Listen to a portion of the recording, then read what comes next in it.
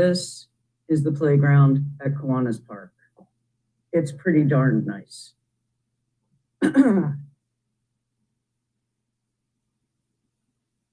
Sorry about the technical difficulties here.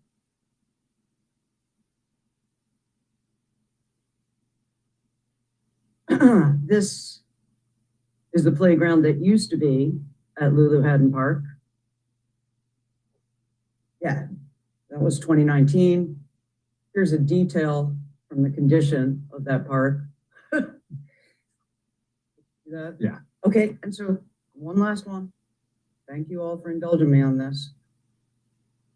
This is the playground at Lulu Haddon Park now. It is a pile of wood chips.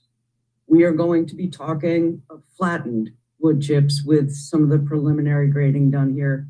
And in this photo, you can also see the water fountain, which has been turned off for at least a year, if not longer.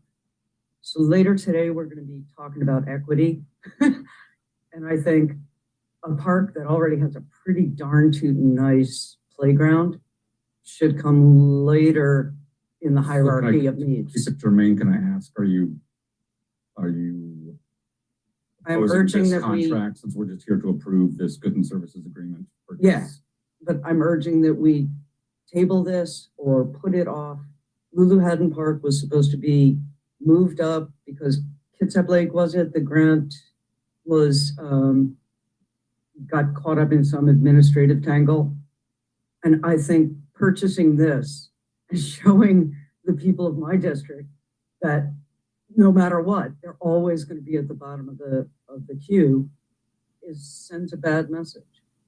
And the reason it sends a bad message is people are driving their kids to Kiwanis to play because there's nowhere to play in District 6. So I'm urging us to postpone this purchase and to instead go ahead with the plans for Lulu Haddon Park. Any other questions, comments? And I saw, sorry, Jennifer had her hand up, and then let's go about Denise and Quinn. I'll hold. I don't really have a good question or comment that's germane, so I'll hold off. Thank you. Okay. I'd like to find out what the Kiwanis, I'm assuming this is largely made possible because of a donation by the Kiwanis Club. And I don't know that they would be amenable to moving the money over to another park. Can you tell me a little bit about that? Happy to. Kiwanis did donate $130,000 to the project at Kiwanis Park. It's their namesake park. We identified the need to have additional accessibility elements in the park. I'll also add that in November of 2022, Council approved a Department of Commerce grant specifically for this project. It can't be used anywhere else. Haddon Park is underway. We have about 60% design completed. This will be about a $1 to $2 million improvement. That project should go out to bid, hopefully this spring, with construction beginning later this year, hopefully. That's our goal. There will be a brand new playground at Haddon.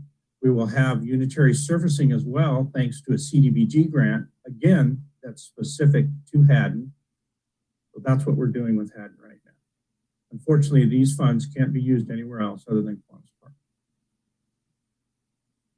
And I would add, please, that the reason the playground was removed from Haddon was because of risk and injury.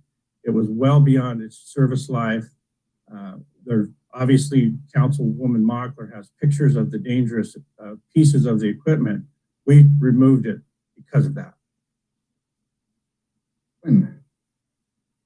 Oh, yeah, we need to get a microphone from you. I'll go grab this one. Great, thanks so much, Director Elevato.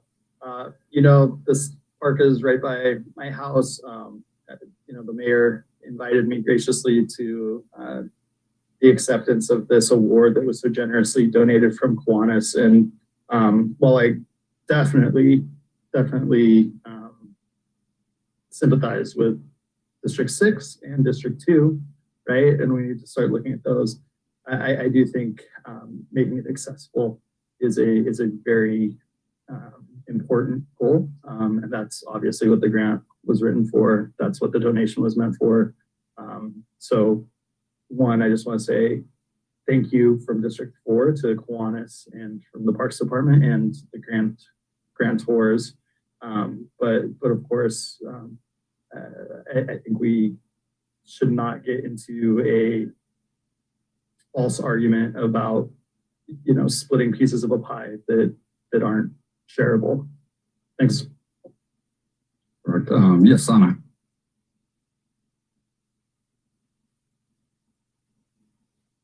I'm trying to speak calmly.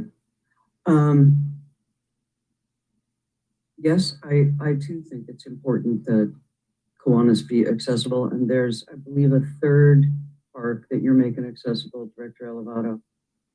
You've been working on accessibility for many parks. I guess my request is that Lulu Haddon could be put forward in the scheduling. Not that this, that Kiwanis money should be turned away or that the grant should be refused, but that Haddon could be done first. That doesn't, that's the entirety of my request. Okay. I think it's germane to this contract. Appreciate it. Michael? Yeah, I kind of on what Anna was saying is it would be a shame to be down two playgrounds for a period of time. So can you give us a little timeline of when Kiwanis will sort of be offline and when it will be done and how that compares to when stuff's going to happen? So one of the reasons we're trying to get this ordered now is because of the delay time for large equipment that's made with steel. It's just the delay time is pretty high.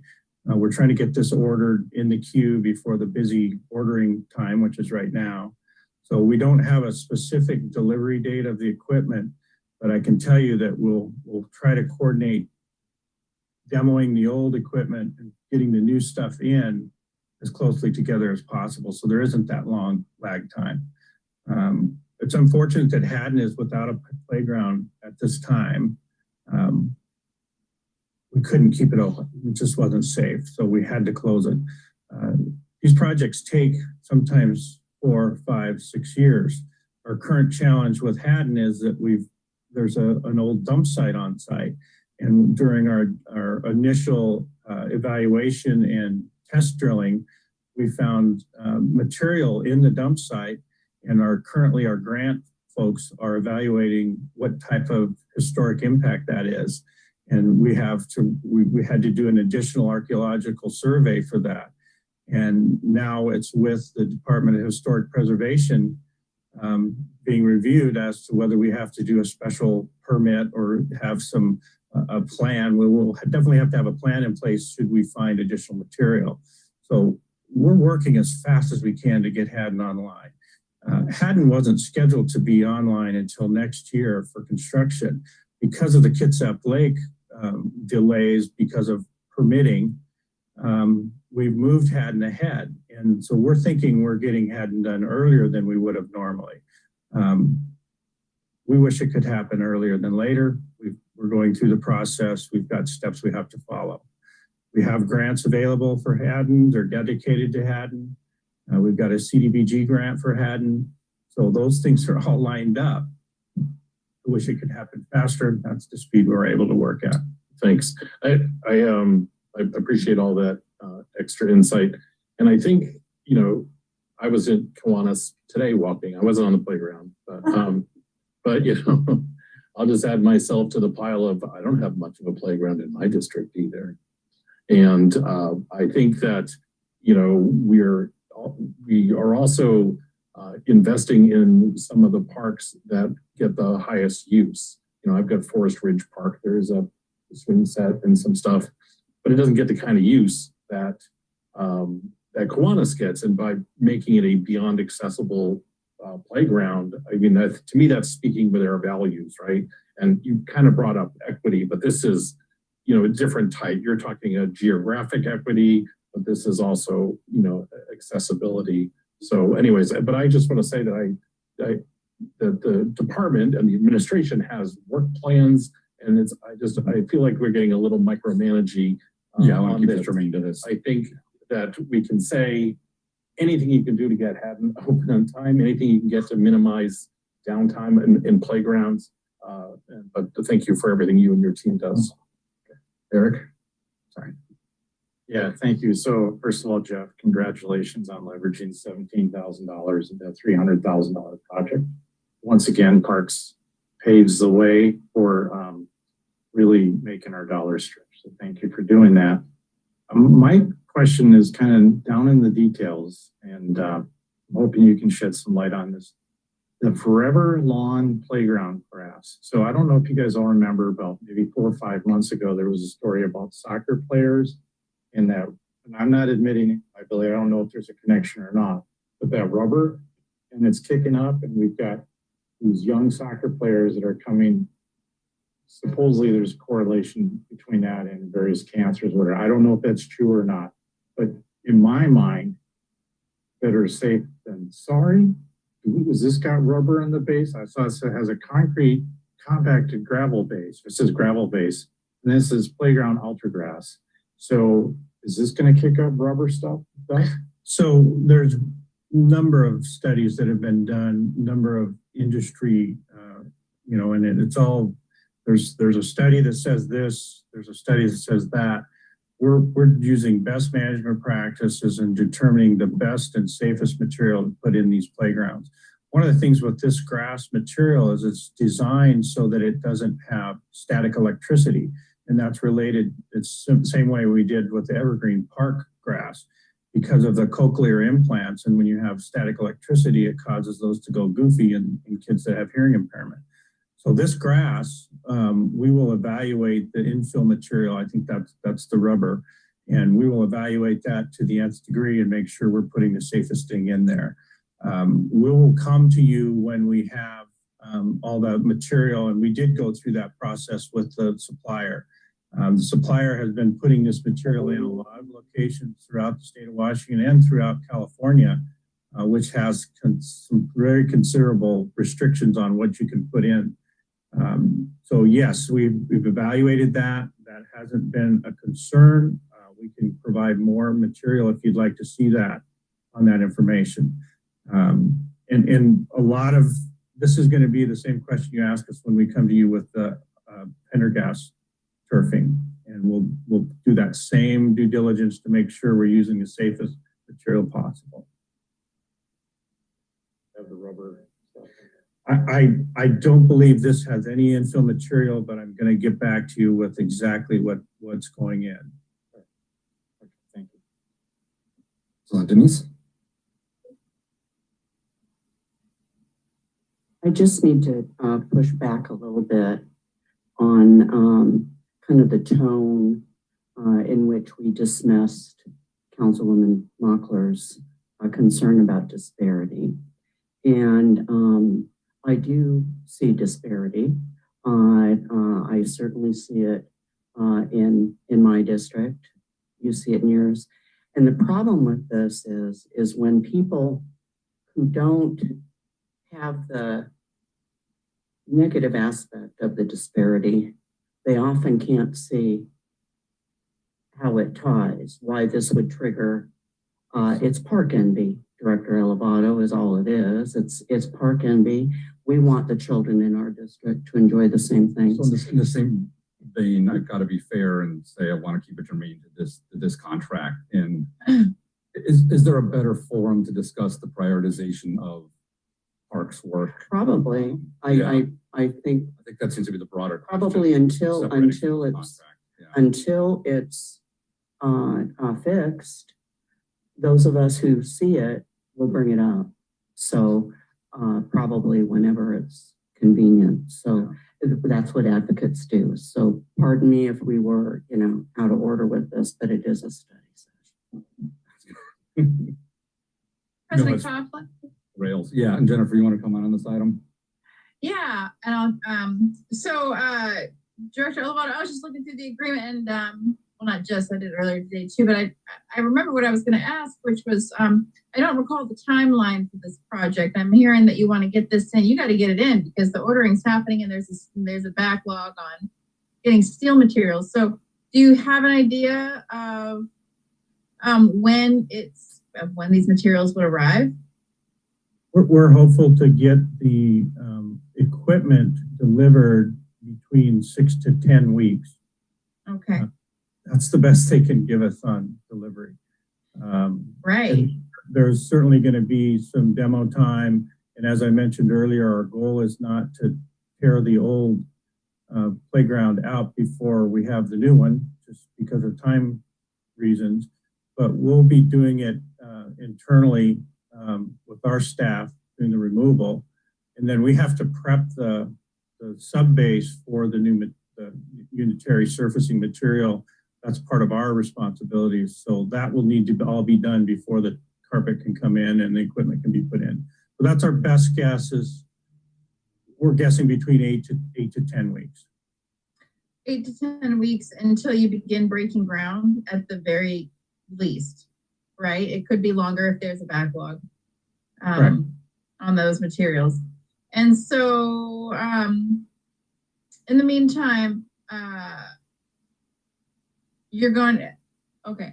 So what will okay, I want to keep it germane. So I'll hold my other question, but I do want to ask, there's a section for 2 to 5. There's a section for 5 to 12. I'm just curious where the section is for 4-year-olds on this playground. Well, that's an interesting comment. We've asked our playground suppliers why they do their aging that way.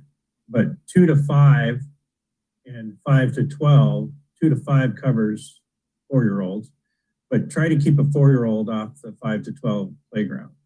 They're going to try to do the best they can. It's really set up just to have a smaller area, lower equipment, easier to get on, easier to get off, not as high as the 5 to 12. So we think we cover most of the age groups, and that's typically how the playground companies, we actually went out and got 8 different proposals for this playground in various companies, and this by far provided the most accessible and best play value. And I think and while I do really want to play on this playground because it looks beautiful, what I am also wondering about is accessible playgrounds for adults, and meaning not just for me, but adults that are needing special playtime. I mean, there's delayed adults and things like that disabled adults that could benefit from accessible playgrounds. And so I'm just wondering if the 5 to 12 section could accommodate adults, or if there are accessible playgrounds. And I hope that's germane because we're talking about materials here. No, absolutely. Have you seen the size of some of these 12-year-olds now? Yes. I used to work in high schools. I mean, I still do sometimes, and middle schools. Okay.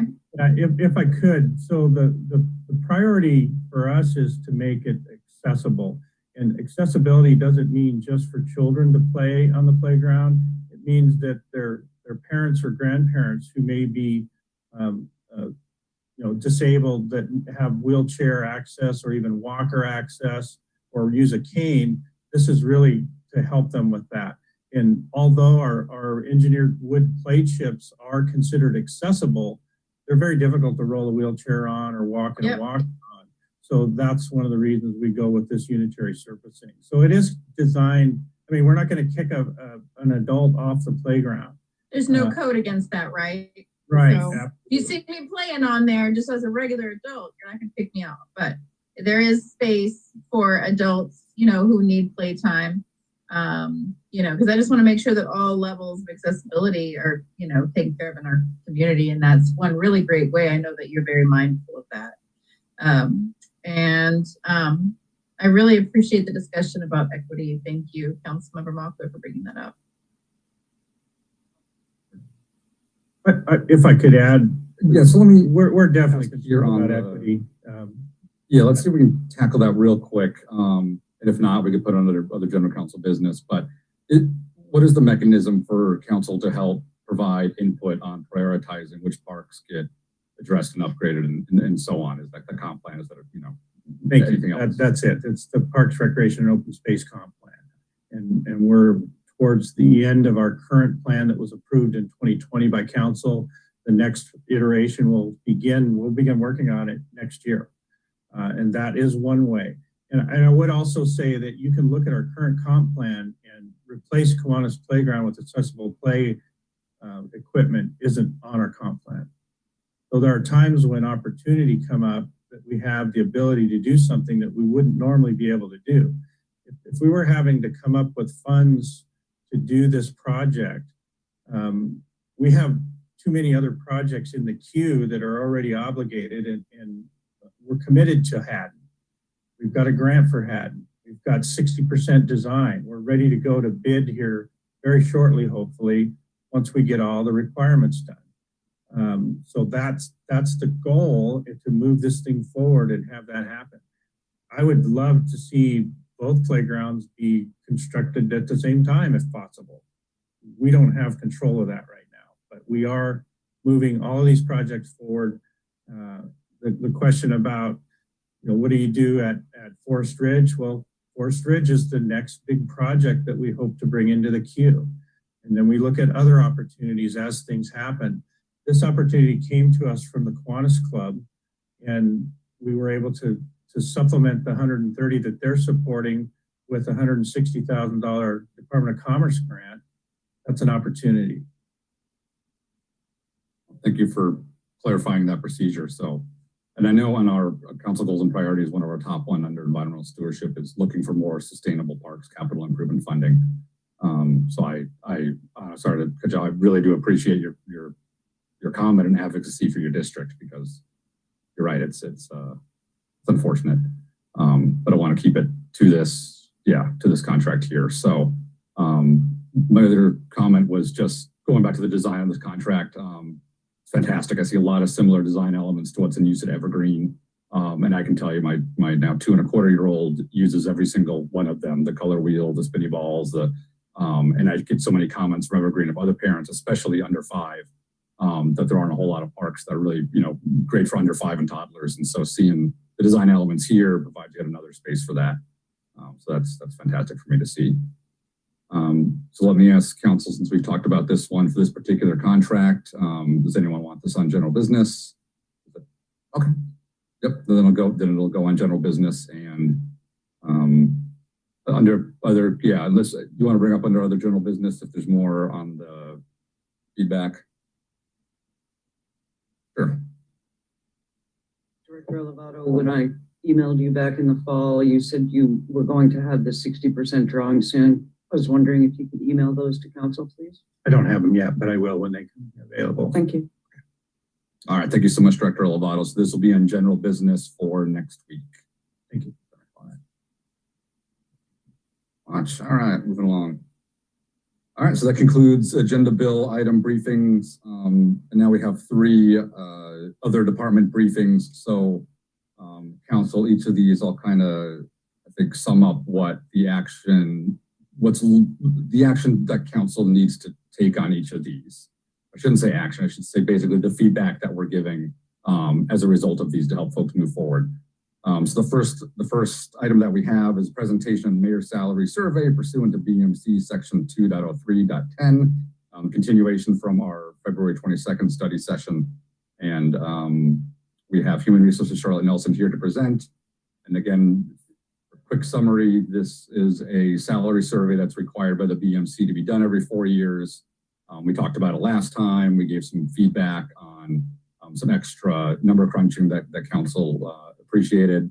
I know we have that today to look at, and then I'll basically be asking council for thumbs up or thumbs down on whether to move ahead with a salary increase, no change, decrease. All the options are on the table, and if we have specific numbers or percentages in mind. So with that, thank you. Welcome back, Ms. Nelson. Thank you. So I just want to first make sure everybody got the updated spreadsheet that I sent out yesterday. After our last meeting, I went back and looked at the 2019 meeting where the last time that your salary was increased, and then went back and did the survey the way it was done back then.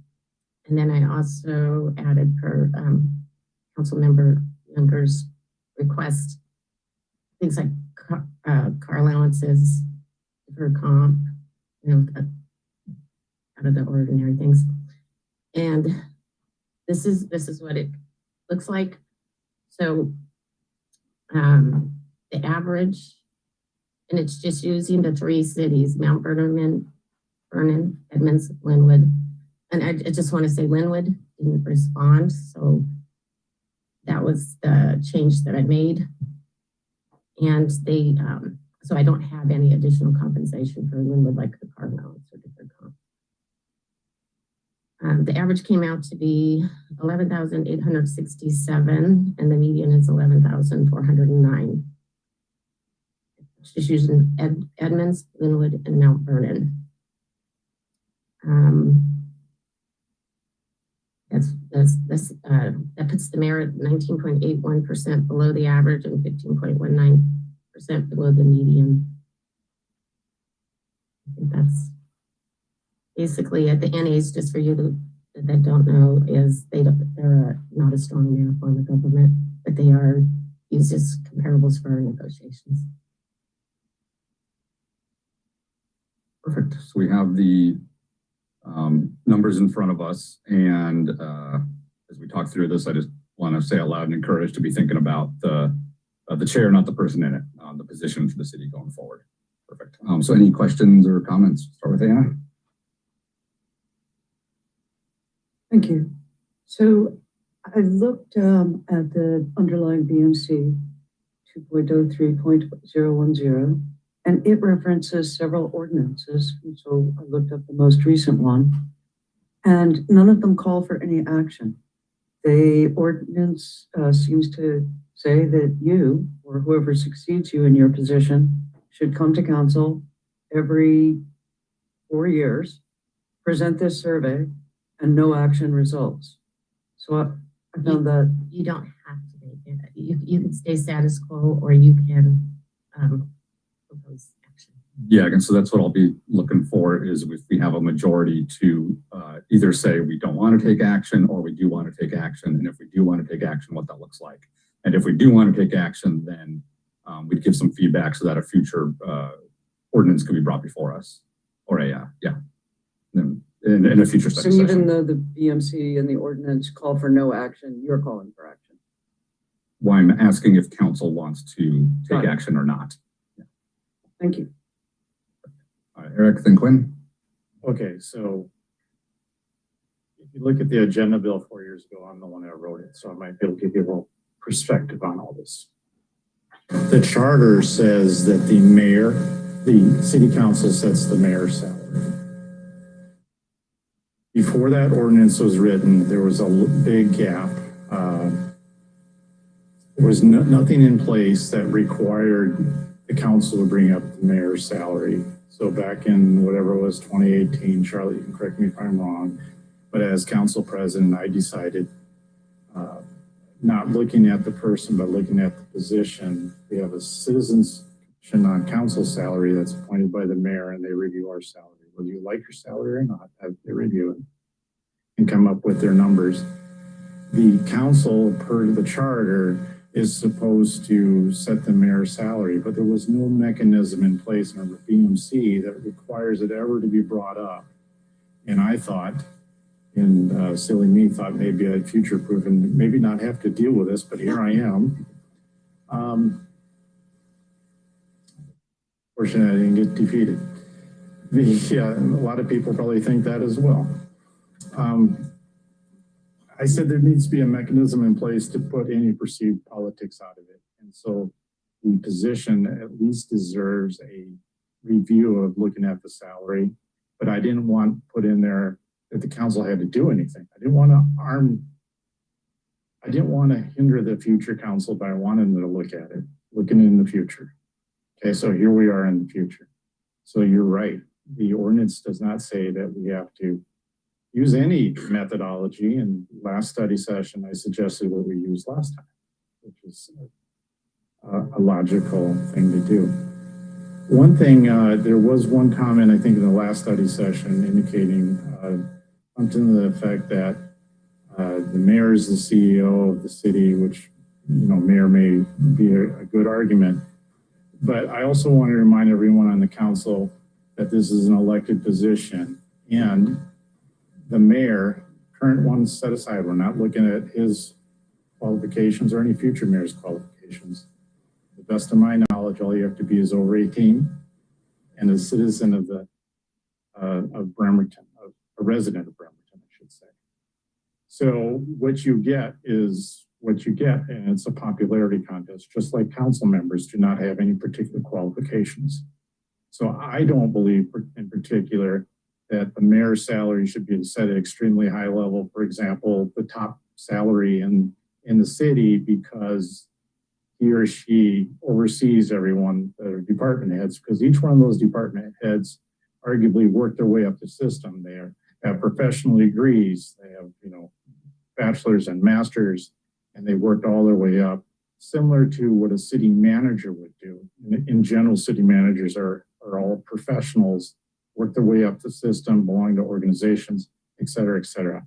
The mayor is an elected official.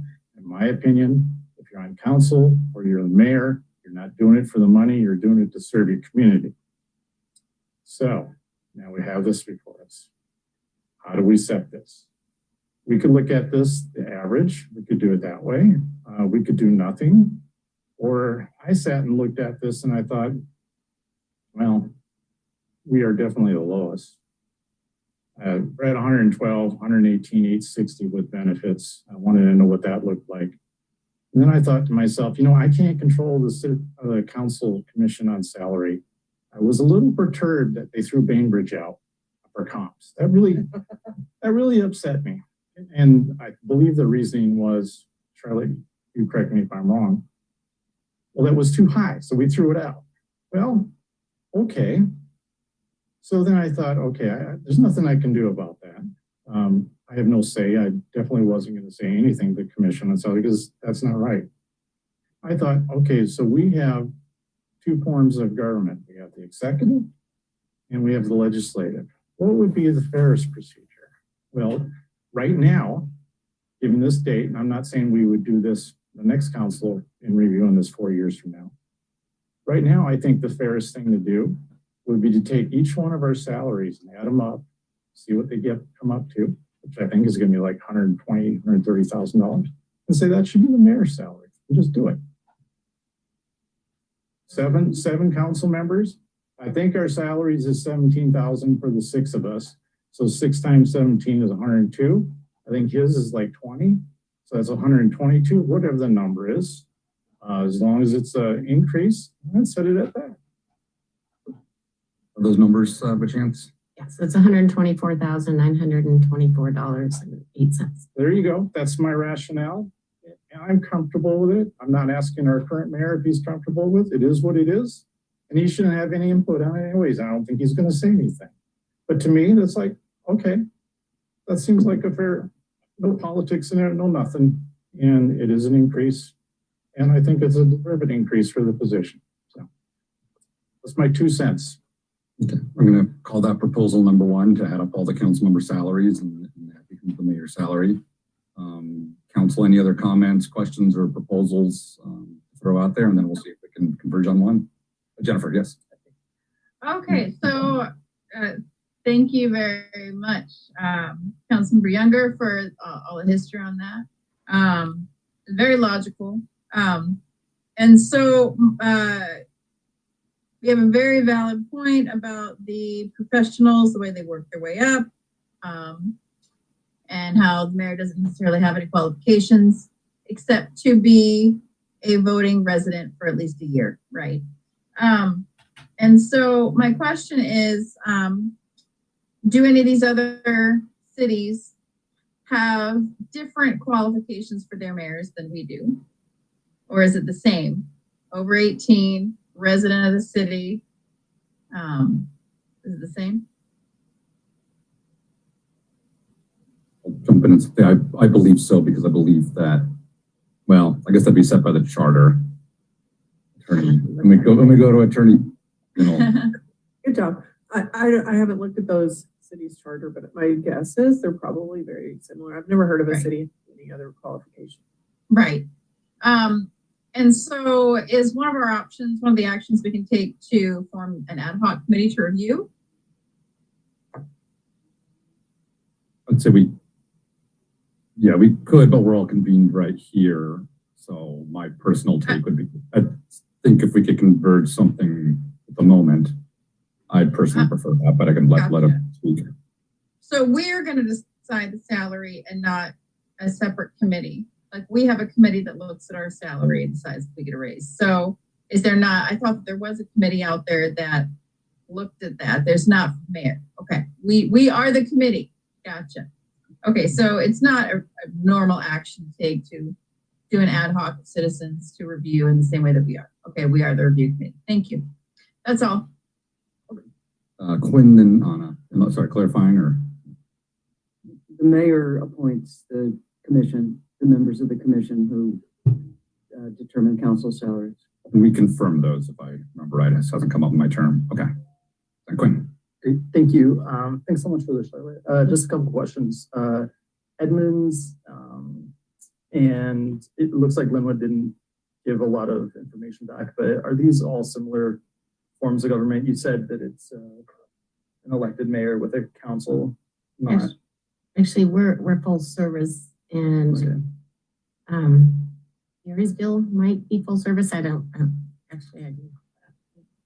And full service is different from So like they wouldn't like have, Edmonds and Mountain, the ones that I'm really looking at because they have the most similar population. Tell me just a little bit about those forms of government and how they operate compared to ours. They're pretty much the same, except look here, like Mount Vernon doesn't have fire. They're smaller, a little smaller in employees, and Edmonds doesn't have fire. Most fires are kind of going to districts right now. And how about the amount of employees of each city? You know that, I'm not sure if I have that in here. or do, even so- each cabinet? Because really, I imagine the mayor mostly directing his cabinet on the day-to-day, his or her cabinet on the day-to-day. I have total employee count. Okay, sure, that would be great. So Mount Vernon has 228 employees. Okay, And Edmonds didn't answer the question. got you. And we're around 300 something? About 450. 450. Wow. Okay. So I like Councilmember Younger's suggestion. The only problem I'm having with that is it only incentivizes a certain type of person to run for the mayoral position. You know, if I were to want to run for mayor, which I do not, you all know I'm not even going to be on council next year, I would have to take a $20,000 cut to become the mayor at this salary. And so what this means is that folks who are in the middle of their professional career who may want to take this job as a service to the rest of the city have to decide whether or not they want to take a salary cut from a professional position to do this. And I think that incentivizes, especially as we are going to talk about equity later on in the day, that incentivizes a certain population to be interested in the mayoral position, right? It's either folks who have partners who can support family at a certain household income, or it's older folks who have already had a chance to accumulate wealth over their careers. So especially with the amount of people that work for the city of Bremerton, 450, that seems like a lot for an executive. It also seems like the executive overseeing folks, although I absolutely agree, right, that most people who are sitting in Tom Nucky's position or Chief Wolf's, like they have masters, they have, like myself, they have doctorates, things like that, that get them into positions that are competitive salaries. I do want to get the mayoral position closer to that though, especially if they are overseeing folks of a similar stature. I'm guessing the top paid salaries in the city of Bremerton are police chiefs, the judge, the fire chief, right? City attorney, good. I think we should get him closer to that because and this is not a knock on the mayor, it's me having worked in governmental organizations for, you know, pretty much my entire adult life and working for the city, city of Seattle specifically for quite a while. I think it can be frustrating for people in director positions that have that expertise, having somebody come into a position that might not be on that same expertise or professional level. So I would propose that we actually get it closer to Mount Vernon or Edmonds and set it somewhere around at least 140, so that if somebody is trying to make the decision whether or not they want to run for this position, it is not an economic decision that is creating that. But as Councilman Younger says, is a service decision. So I would say we need to set it even higher. Or go to, can I piggyback on that and say, let me throw out a quick second proposal right down, which is 8 times a council member's salary or some other factor we want to converge on. Therefore, it's tied for the future, but we could adjust that if we felt like it. Anyway, sorry, Anna. So I'm kind of sitting here going, wow, 114K. That's like a pay cut for people. Gosh. I was an ecologist. Well, I was an insulation contractor and then an ecologist, a printer, and I was an adjunct. I don't think that wanting to be a teacher, wanting to be an educator or to be of service to the community is a character flaw and can only, I think that we have many people among us, look at the 7 of us who are only doing this to serve. You know, the glamour, the money, not so much. I think it's entirely possible. In fact, I think it's pretty likely that our current mayor and certain previous mayors have stepped up to the plate because they wanted to serve. This salary makes it possible for them to do that. It's not,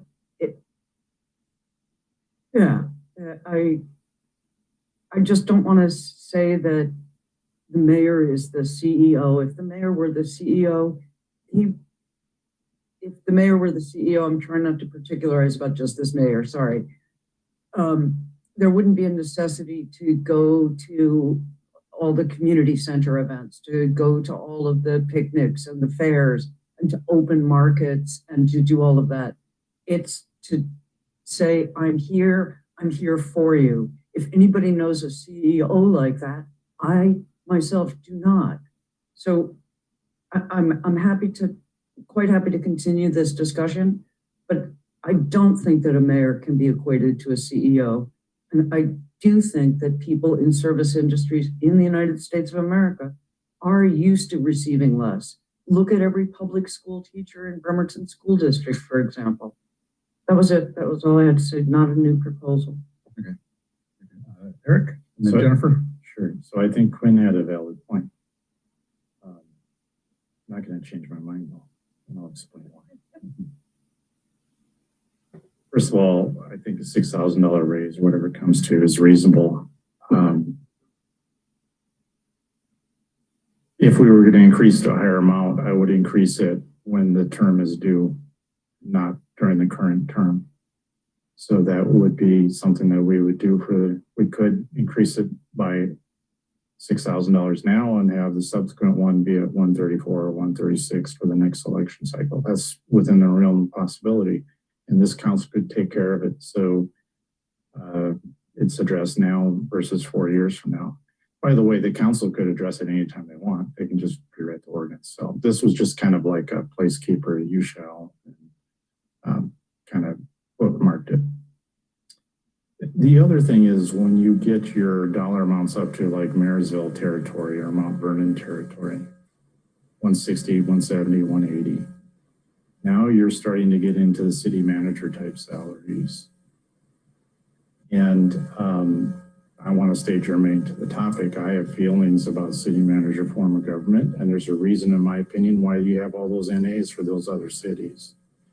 But that's not the purpose of this discussion now. I really, and not just because it's my idea, but I really feel comfortable now with just saying, add up to counselor salaries, it's an increase, and I can justify it. And that's the methodology.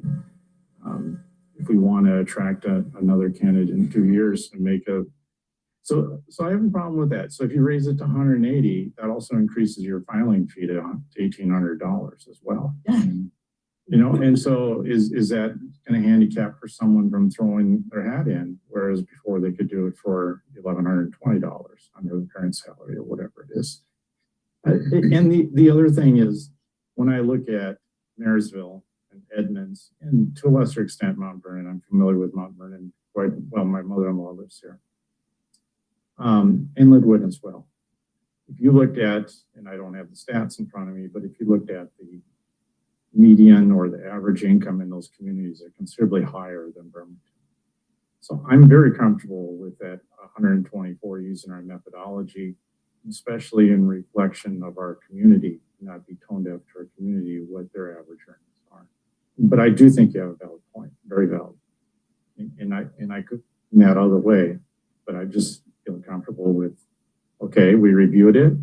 We're gonna hopefully agree to 124. It's an increase. It's justified for the position, but it's not going gangbusters. We'll catch a lot of heck for it. I think it's a reasonable solution, and I guess that's my argument point. Jennifer, then Quinn. Oh, Councilmember Younger, you stole my thunder a little bit, but that's okay because you know what you're talking about. The filing fee was one thing I was going to bring up. I think, which, you know, it's the world of politics. We all know how that goes, except some of us those of us who were appointed may not know. But you know, the filing fee is the first thing that, you know, presumably you pay for in an election. I had to fundraise for that. It didn't come out of my pocket. It was, and I don't even remember how much it was anymore, but it was just that, you know, the $100 and whatever that I paid, I fundraised for that. And I think this is pretty historic. I think we have a couple of us on council who are below poverty line. I mean, I'm right there with Councilmember Mockler, like, what? 124 sounds super cozy to me because that's about 3 times or more than I made last year or the year before.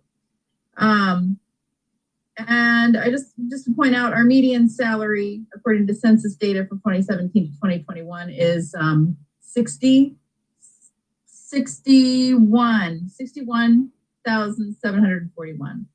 So again, I appreciate the reflection on what kind of professional we want to attract. Some people may disagree. I think I'm a professional, even though I'm at or below poverty line. And I hope that you guys will agree. I know sometimes I'm a little sassy and a little unprofessional, but I think just the accessibility to an elected position needs to stay accessible. And raising that would raise the filing fee. Honestly, if we did raise it, I really have a feeling that our mayor would just like create more scholarships for our students out there, or more like opportunities for the community. I think that's what the current mayor would do. That's just my own conjecture on that, but I'm pretty comfortable with, I apologize to those who don't agree, but I'm pretty comfortable leaving it as it is in reflection of our community. Thank you. Okay, so I'm hearing 3 proposals and great points from everybody. 3 proposals on the table. Oh, sorry, let me go to Quinn. Yeah, apologies. Yeah, no, just one last thing. How many people filed for running for mayor this last term? When I first moved to Bremerton, I remember Patty Lent, Carrie Bozeman, and Mayor Wheeler, but I can't remember who all ran. It was just two. I think that's another thing. I think Bremerton deserves more choice, and I think if I think we need to abstract some of our arguments. You know, that we support for police, we support for law, we support for fire, right? We need to be competitive with other jurisdictions in order to attract really good talent, because at least the way that I look at it, having been a school teacher making $32,000 a year in New Orleans, that was where the teachers need to be paid the highest, because the population median income was the lowest and the need was the greatest. And I think the argument here is the same across police, across fire. I'm with you, Councilmember Mockler. I think teachers in the lowest districts, Title I districts, should be making the most money, right? Like that's a separate issue though. And so what I would like to see is incentivize actual races for this position that actually encourages innovation. Think about Obama's race to the top in education, right? Incentivizing school districts to come up with the best ideas for the students in order to get the best talent into there. And I would like to see the next mayoral candidates not be barred between choosing between, okay, well, I'll run for this, but I'll have to take a major hit on my salary. Therefore, I'm not even going to do this, even though I think I'm competent, versus, okay, it's going to just be a select few people who are further along in their careers or have more wealth attained. So, sorry, Councilmember Younger has a. Then Eric, then Denise. Yeah, it's fascinating discussion. So and I'm glad that it's not a hostile thing. I mean, it's obviously not our salary, and the guy behind me is peacefully listening or maybe surfing the internet. I don't know. I didn't look back. It doesn't matter. This is our discussion. You have valid points. However, if you really want to have an open competition, you have term limits, which is not germane to this issue. Because if you're an incumbent, I don't have the numbers in front of me, but incumbents win almost all the time. Okay, it doesn't matter. And then to your point about it's just salary based. Although I'm not the biggest fan of this individual, I think about the last presidential election about a young mayor from the South Bend, Indiana, that reached the national stage. And so what I'm saying is, you don't necessarily become mayor if you're young and have all these great ideas. And I'm not trying to bash you, but use it as a stepping stone, just as city managers go from one size city to a larger, a mayor can do the same thing, do all kinds of good things for a small city, move to another one and do the same thing. And before you know it, they're a presidential candidate. So there's more than one reason besides salary. So again, I'm comfortable. I understand what Jennifer's saying. I keep it at that. But looking at the comps, I'm saying, come on, we probably need to make some kind of adjustment. So again, I'm back to the 124. Keep our eye on the prize of coming up with something solid. Whitten, did you have a specific number or? Sorry, yeah, I just wanted to go in the middle of the comps and do like a 135. Okay, so probably 135 is the okay, correct. Denise then Denise then Michael, because Michael hasn't spoken on this. So as we talk about professionalization and skills and experience and all of that, you start talking about a city manager. And I'm not against that. We happen to have a mayor system right now. And we could talk for days about all the assumptions that are made about elected officials and why they serve. And the pay cuts, which by the way, are probably a lot more for men than they are for women. Maybe we could get a woman to run for mayor at 125. I don't know. And I adore you, Greg. I really like Eric's idea. It somehow it's like a little puzzle where all the pieces just fall. It was a commission, that decided through a process for one type of elected position, which is part-time. I think I love that idea of 7 pieces of this, puzzle coming together. I think it's a little bit of a lift. I do think we need to be cautious. This is Bremerton. And there are a lot of folks out there who will look at even this and think that we're spending too much money. And let's not, it's like park envy, salary envy. You know, I'm 67 years old, and yes, I'm probably very near the poverty line unless you look at my holdings. And I live very frugally. It can be done. This is Bremerton. This is Bremerton. So professional position, yes, but it's elected position. And you never raise the salary to 175, and you don't know what you're going to get in there. It's an elected position. And yeah, I'm really comfortable with that. A little bit more, that would be fine too, but not all at once. Michael. Denise really covered a lot of what I was going to say. I'm definitely comfortable kind of with starting with Eric's number. I think that was great. One of the things that Jennifer said that sort of helped reinforce that is it's roughly 2 times median income. I kind of like the way that clicked together. It doesn't seem excessive maybe to citizens, you know, and maybe we'll make a little less news about it. But yeah, I think, you know, I'm open to something else in that area, but I kind of like the feel of what Denise and Eric had said.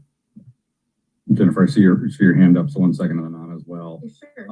Ms. Nelson, can I ask you kind of my quick proposal, and I feel bad, I want to throw it out there, that 8 times the non-president and council salary. Can you get that number together real quick? I don't know if you have it or not.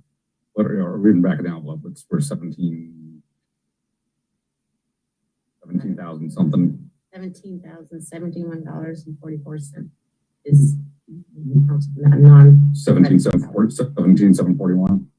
17. Yeah, so you're looking at 137,000 or something like that. Oh yeah, so that come up to like 142. Okay. Yeah. Okay. Oh, thanks. Appreciate that. Okay. Let's go Anna. So you had a hand up before, and then Jennifer, and we'll see if we can start converging here. I like 124 myself. It's a really respectable salary. And for exactly the reason that Michael said and that Jennifer first brought up, it's twice the median income. That's like a normal proportion of things. And I'm entirely happy with 124. Jennifer. Yeah, I think I could be okay with that too. Just with a side note that I am challenging the mayor to come up with more programs that he might want to give away money to our community and our students. Anyway, but I wanted to, I don't want to muddy the waters, but I mean, we're going to look at this again in 4 years, right? And so, or we, or whoever is here, who knows what we're going to look like, whoever's sitting at that table. So, is this like an all at once? Does this happen in the next calendar? Happens the next calendar year, or does it happen immediately? Can you clarify that really quick again? We can choose that. I think maybe the way to go about it is let's see if we can figure out a number or the proposal, and then the decision will be when is that effective, and then we could update the ordinance of this doesn't. For example, if we tie it to the council member salary, we then could update the ordinance so that this survey doesn't have to happen every 4 years, or we could leave it in there. As a separate action. And so, I mean, is proposing a certain percentage per year of an increase just too crazy to think about? That's why I was asking when it goes into effect. 2%, you know, like X% this year, X% next year. Is that something that's been done? So if I'm hearing the proposal, there would be set a number this year and then a certain percent increase every year. I will say with council, we are going to proposal with the council salaries being adjusted every year, then it would naturally tie in an increase as well if we tied it directly to the salaries. Sorry, a clarification from, is that Eric? Sorry. Okay, so a little history lesson. So now we're going back to Mayor Horton. Okay, so she purposely, if I recall, and Charlotte, you may or may not have been around way back then. Okay, I believe that she purposely did not take COLAs, and then when we had a new mayor, he went back and grabbed all the COLAs and his salary increased. The reason why you don't put COLAs in there is it does not give the incentive for the mayor to act in the best interest of the taxpayers, because he or she would get the same increase as the management, which get generally the same increase as the union employees. Keep the COLAs out of it. I don't want to tie it to a multiple of the city council's salary, because right now it seems to work. But what happens if the council commission, which is appointed by the mayor, and it's, oh, this isn't an ordinance. Hey, this is brilliant. Again, not saying anything about our current mayor, but the position. Hey, how do I fix this system?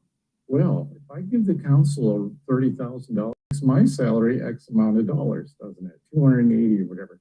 So I know this sounds simple, and it's too simple. All I ask is we don't complicate it. We're meeting, we're discussing, raise it to 124, be done with it. You can review it 4 years from now. If a council in the future wants to review it next year, they can. But we still have another books review it 4 years from now. I'd set it 124. I'd make it effective next year, and just we're done. Okay, no, thanks for that clarification. I thought the proposal was to tie it in perpetuity, but you're saying the current combination salary and set that flat. Okay. Did I lose the floor? I'm sorry. I don't know that I was done with my question. I lost the floor. Eric!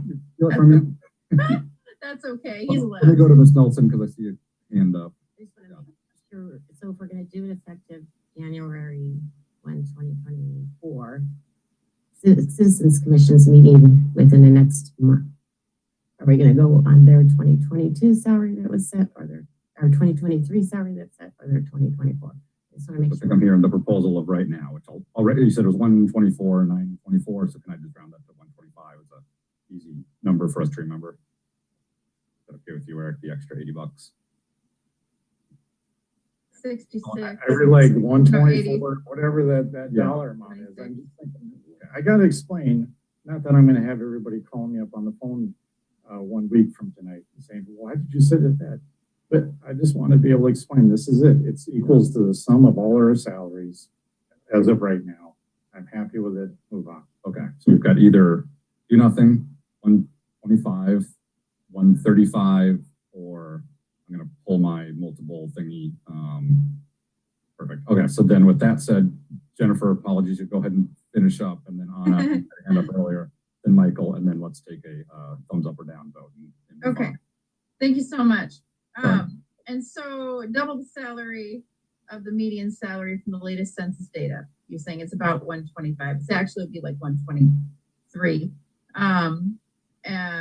But you know, that's $2,000 difference from the double of the median salary, but median. And so I would support that lower amount. I think my question was really not about a COLA.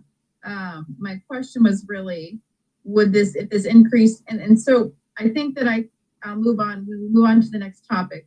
Then maybe I'll address my next question, which is how it's applied. For now, I just want to say that I support 124, 924. If you want to round it to 125, whatever. Michael's good. Okay. I think my thoughts on it is, God, I appreciate everything said. And that is a really tough balance between attracting, making sure you're attracting quality candidates, making sure that folks aren't, have an incentive to run for the position versus acknowledging that it is a elected position. People aren't doing it solely for the money, but of course then the equity concerns as well.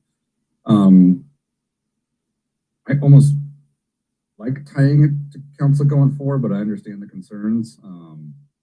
And so I think I'm seeing mostly consensus to raise to at least 125. So let me kind of just do thumbs up or thumbs down to the different proposals. Is there anyone who wants to do nothing? All right, so everyone wants to do increase. The thumbs up for 125. 24,924.08. Okay. All right. And then 135. Okay. I think we have a consensus then. So, so the 124,924.08, unless Ms. Nelson got that written down wrong. So that's the salary we're considering. And then for the time it gets enacted, do we have a proposal to basically put it effective immediately? Do we want to wait until the start of the next term, to the start of the new year? January 1st, start of next year. Okay. I'm good with that. I'm seeing a lot of head nods. Perfect. and no COLA tied to it. So, all right, I think we have a decision. So that will get written up to come back to us at a future study session to then talk, and then the normal process to be public input and voted on. All right. Thank you so much, Ms. Nelson, for all that hard work and number crunching, and council for a very thoughtful discussion on that. That's just the first. Would it be a good time to take a break if we're going into another department briefing, or is the next one? Would it be okay to take a 5-minute break at this point? Yeah. I think we're okay with that. Great. Yeah, perfect. Thank you. Thank you. All right, so we'll reconvene at Recording stopped.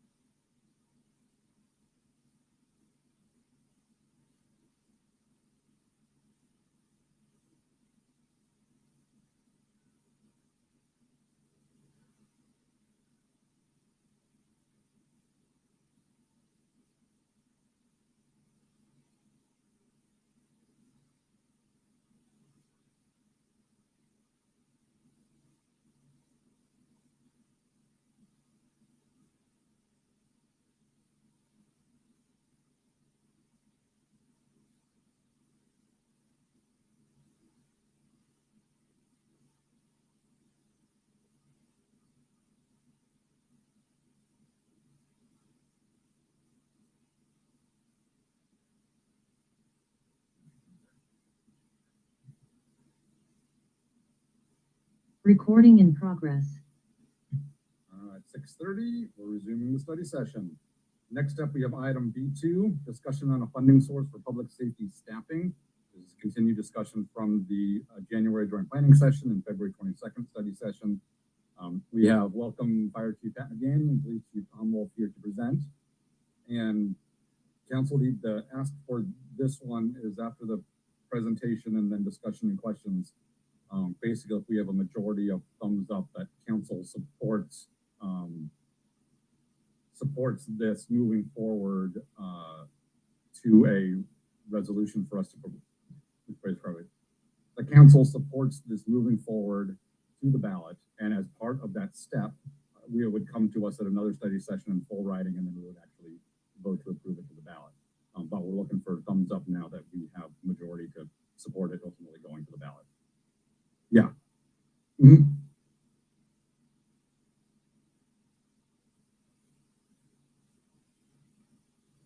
Gotcha. Okay. Yeah. For those online, just Anna mentioned if the presenters can hear the microphone vibrating, then we can hear them. All right. Chief Wolf and Chief McGanny, welcome. Oh, you're waiting on the presentation. Okay. You're not playing Candy Crush over there? Whatever the kids play these days. For the record, it's Pokemon Go. Oh, thank you. Thank you. Expert source. Appreciate it.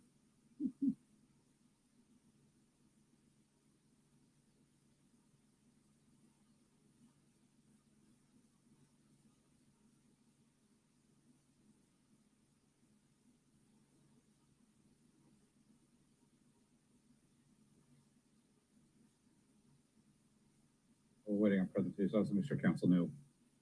I stumbled through that, so no questions on what we're being asked to do and the process forward. Okay, excellent.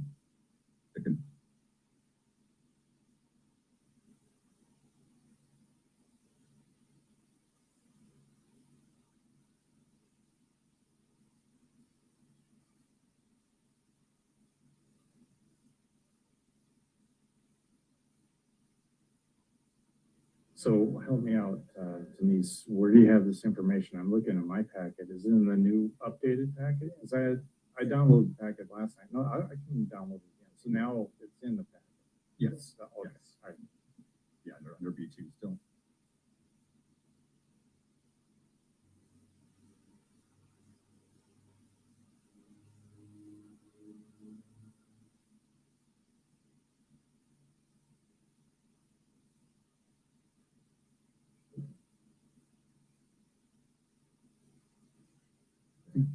Council has the slides. I could email it if it worked for the public to be able to view along. That's true. The public has the packet. So while Dave works on getting it displayed, people could at least follow along in the packet or we'll see it eventually.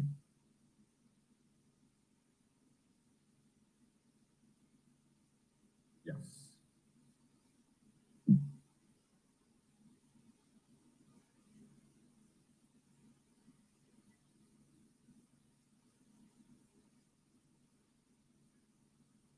Welcome. Thank you. I'll leave it here in case so everyone can kind of see what we're all looking at and talking about. Oh, you got the pictures there. All right. You can just flash them up and yeah. Okay, next slide. All right. Well, thank you, council, for the opportunity to be back to talk about a funding source for public safety. So first, we'll start off with kind of the problems that both the police chief and myself are seeing with public safety.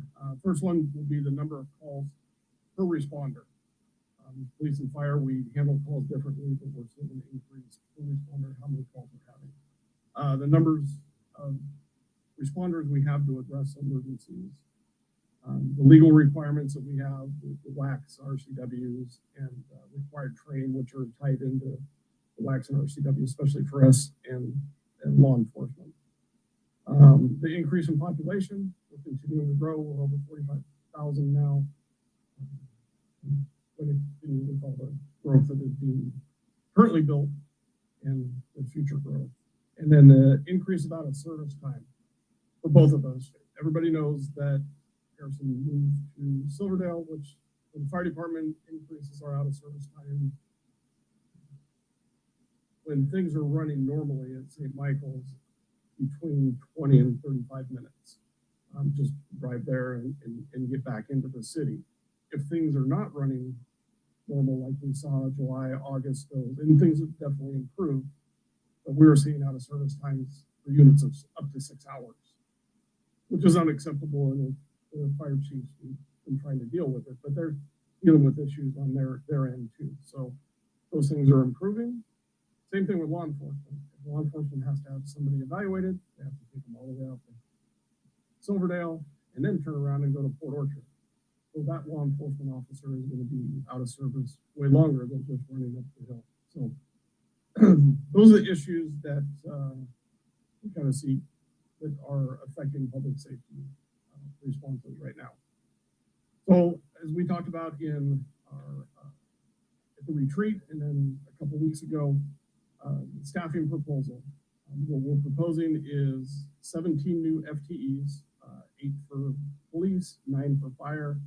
The one additional for fire is office assistant 2 to get back. We only have one office assistant in the fire department for 70 people, and she's technically my office assistant. She covers everything, so that's where the main position comes from. Besides that, they're putting boots on the streets. That's what those employees will get. Stop there if there's any questions on that. Just the staffing proposal itself, the number of FTEs. Sure, we can just see if any quick clarifying questions or not. Quick clarifying question. So when the council spoke about adding FTEs to the fire department during the budget in November, you were very adamant that there was no need for them. No, I was not adamant. I never said I didn't. I said I need employees. What was proposed to City Council at that time was a balanced budget. The funding for new employees, if you remember the last study, when we sat down here, the cost of $430,000 for 3 new employees backed council off of that staffing. Putting one additional firefighter on duty really doesn't do us any good towards staffing. So if we need to staff in bunches if we're going to help our staffing needs and drop the calls per responder. One person, now, could I use the office assistant? Yes, I could use the office assistant inside, and that would definitely help. But for responders on the street, I never said that I didn't want the money. A balanced budget was presented to council, and the cost of that long term, adding $400,000 to the budget would drop our ending fund balance quickly. And I have that proposal in here why these positions can't be supported by general fund. So the need was as great at that time. The need was as great. Yeah, the need hasn't changed. Okay. It's just the amount of people that we get to. And to start back up a little bit, what we're proposing is to get us where we need to be today, right? This is not looking 10 years in the future.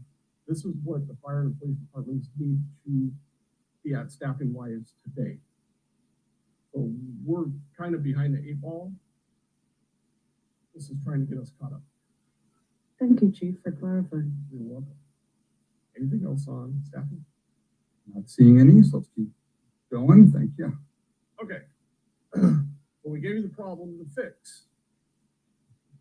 Funding proposal. Knowing that the general fund, speaking with finance and working through this additional $2 million a year to the general fund, and we'll get into that slide here in a minute, isn't going to handle it. So our proposal is to raise the general property tax 40 cents per thousand. What that would mean for a $300,000 house is $120 a year. For a $400,000 house, $160 a year. To add 17 new FTEs. Maybe you want to pop to slide 4, I think. There it is. Oh, that one. So I've broken it down into for 5 years with the 2023 assessed valuation of the city is a little over $6 billion. The revenues for the first year of this at 40 cents would be just $2.4 million. That line, the revenue, assumes a 1% increase every year. That's the max that we can collect. The third line down is the expenditures. You can see the first year is a little different than the second year. This is a 2-year hiring proposal. So 2024 and 2025, this would be completed. And that is assuming a 5% increase across the board for the expenses. And then the very bottom line is the balance each year where we be after 5 years, we're still at a net positive $108,000, assuming those calculations.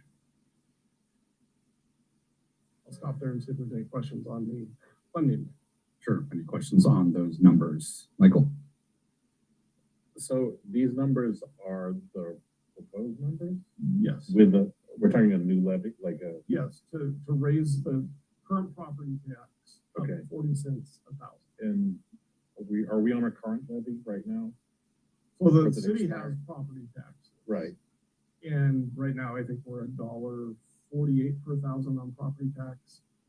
But so is this like a full levy? Like This would be an increase in the property a tax. voter Voter levy? approved Okay. levy So, increase to the property tax. all right. Okay, perfect. That's good for now. Oh, okay. Yeah, I'll just want to say it again so it's totally clear. If we give a thumbs up today, it would come back to us in full written form of what would go to the voters, that would get approved. Basically, the city would be putting it on the ballot, and then it would have to go for a vote in the August election to the voters to approve it. Correct. Eric, question on the numbers. Yes, Chief, does the levy have a sunset clause like your EMS levy? No, this So one this would not. is perpetuity. This is a general lift to the property tax. Okay, general and then property tax. the other question I have, the legislature was talking about some kind of legislative relief to limit or increase in revenues for more than 1%. Has that gone anywhere? We're at basically the end of legislative session where if you're going to be a bill, I'm going to get passed, it's done. So did that fail? I don't believe that made it through. The last I heard from the state fire chief was that it was not going to make it. Okay. So, that would help things a lot. Okay, that's next on funding. Next one.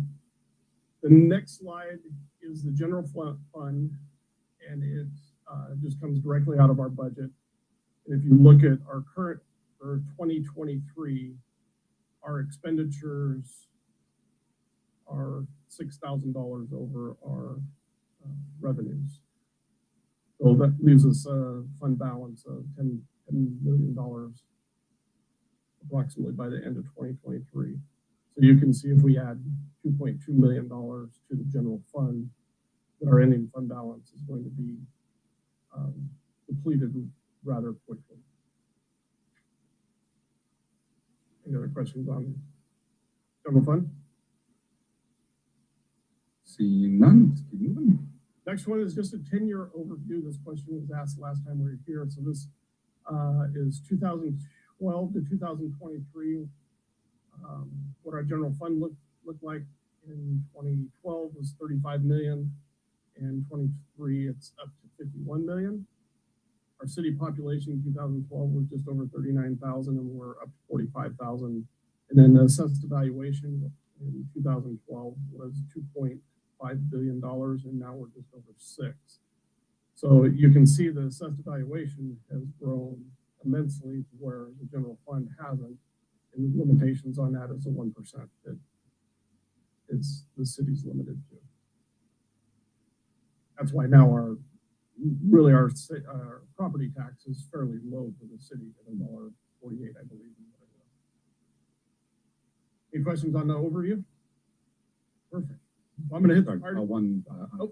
Sorry. So the population figures for 2023 are estimates? Those came directly, yeah, out of the budget. So the population figures came out of the budget? Yes. Okay, thank you. Okay, so the fire department. We can go to a couple slides ahead. Next one. So this is just an overview from 2022, comparing us to what's going on in Kitsap County. So the top is us at Bremerton. We ran 10,602 calls. And our call volumes are a little bit different. So those are our CENTCOM numbers. Actual call volume was 25 calls less than 11,000. But I wanted to make sure I compared apples to apples because I didn't get everybody's numbers from the other fire departments because they differ on how we. But mutual aid is not included in CENTCOM's number. So if Bremerton has a call and we get a unit from the county in, that only goes against our numbers. If we respond into the county, it goes against their numbers because what we pay CENTCOM is based on call volume. So these are CENTCOM numbers to keep an apples to apples comparison.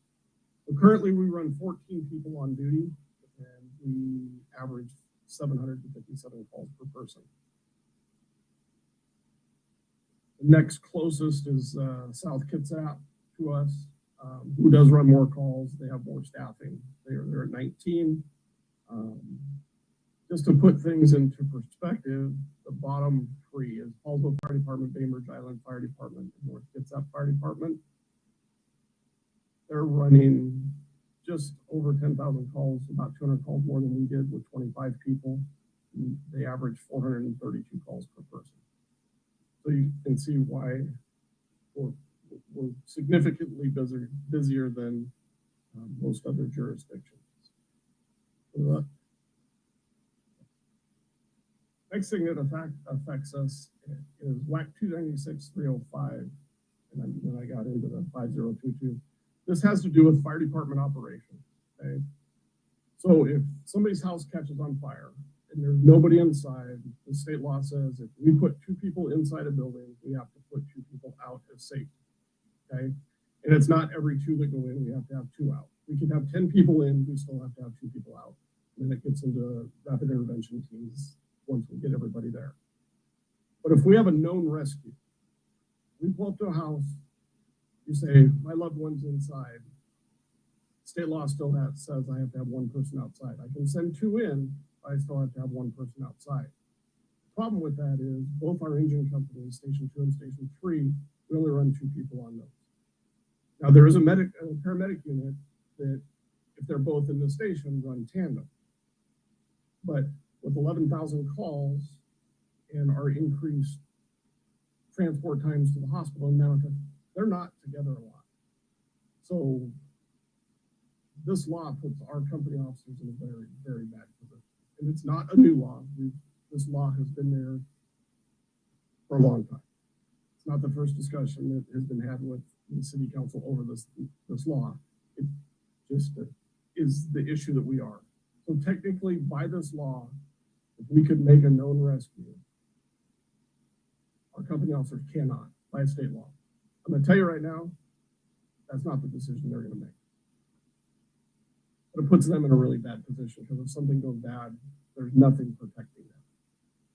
So this is another part of getting our staffing eventually to this point. It's not going to happen overnight. We understand that, but this is something I want council aware of and a place that we really need to be in to get 3 people on their income.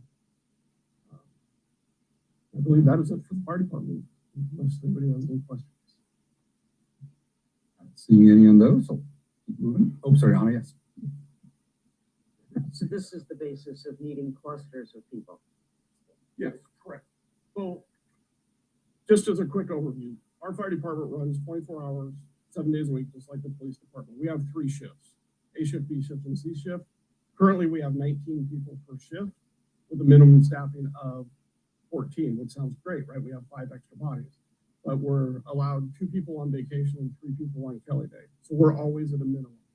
So if I have anybody that is out sick or long-term disabilities, then it creates overtime. So, but our minimum staffing is we have to have 14. Now we do run the day car, which is part-time, just Monday through Friday or Monday through Thursday. And that has helped immensely.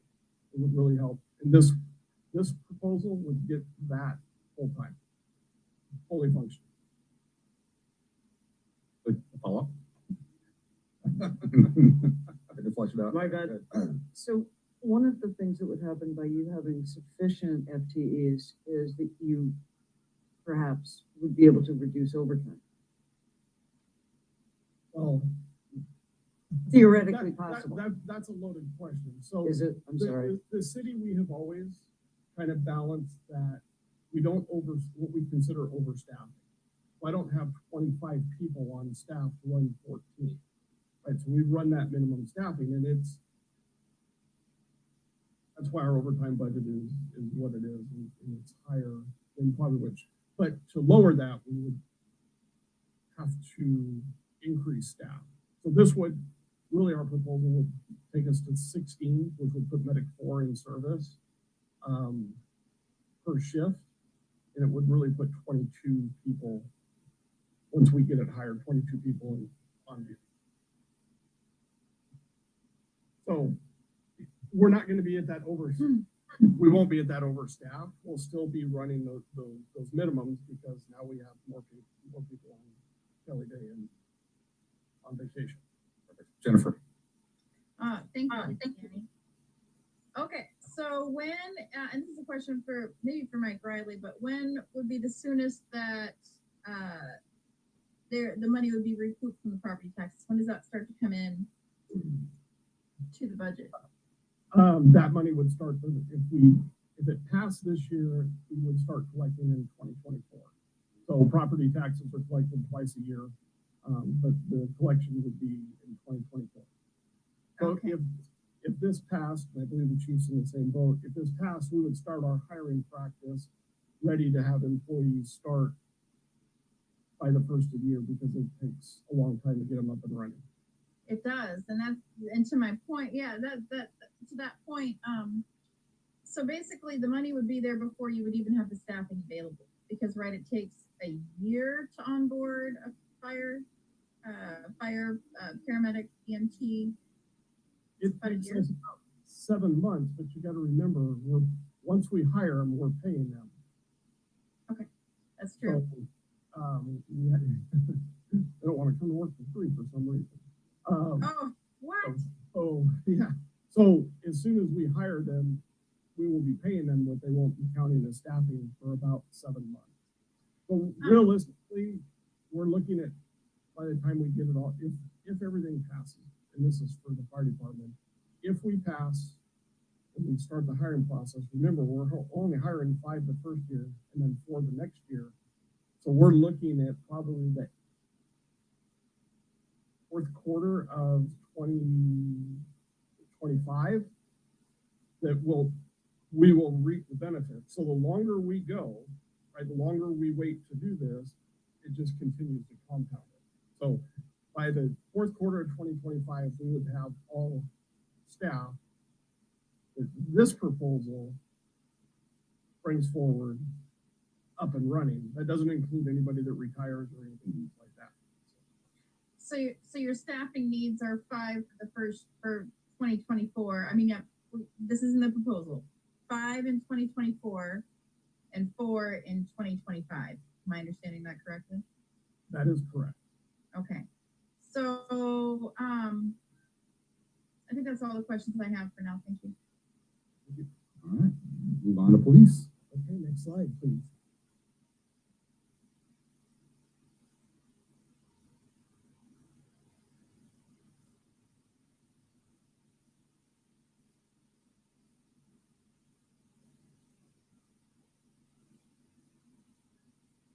Yeah, we got the packet. So as Dave works something up, the slide I mentioned. Oh, there we go. All right. So in looking at, and it's been good talking with the fire chief. Fire and police are very different in how we deliver services and our needs are. But we do agree that we've fallen behind. So the next few slides, I just want to kind of give you a visual presentation of where I think we're at and where I believe we need to be and where we've come from. So the comp plan for the city of Bremerton calls for 1.8 officers per thousand. The last time better. Even listen to my own voice. I want to say it was like 2007 the last time we were at 1.8. It was also some of our lowest crime rates at that time. So the national average for police staff is 2.4 per thousand. Washington State is historically 50th out of all 50 states and staff.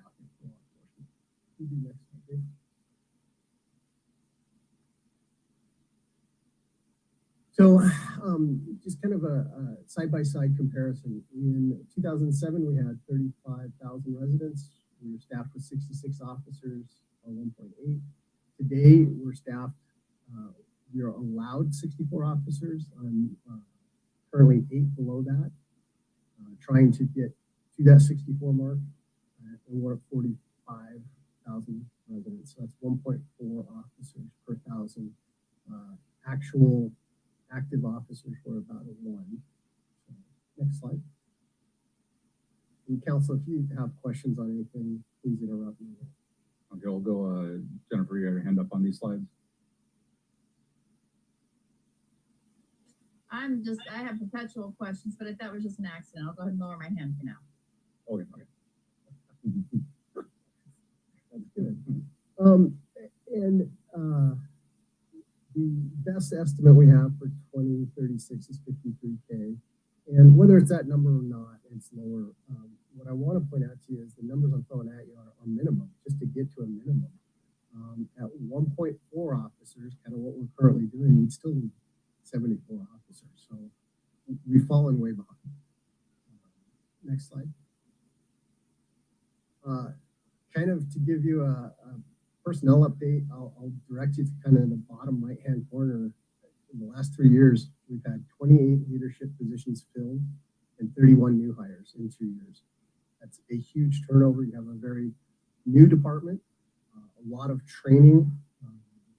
You have a lot of leaders that are taking over positions and having to gain institutional knowledge very fast. And we lost a lot of institutional knowledge. So we're doing everything we can to continue to provide the professional service that the citizens deserve from their police department. But this is, I think, one of the things you should highlight. It's been a heavy lift. It's a lot going on. So, next slide. Comparison from 2021 to 2022, just kind of a 1,000-foot view of crime. Crimes against persons are up 13% in the city of Bremerton. Property crimes are up 29%.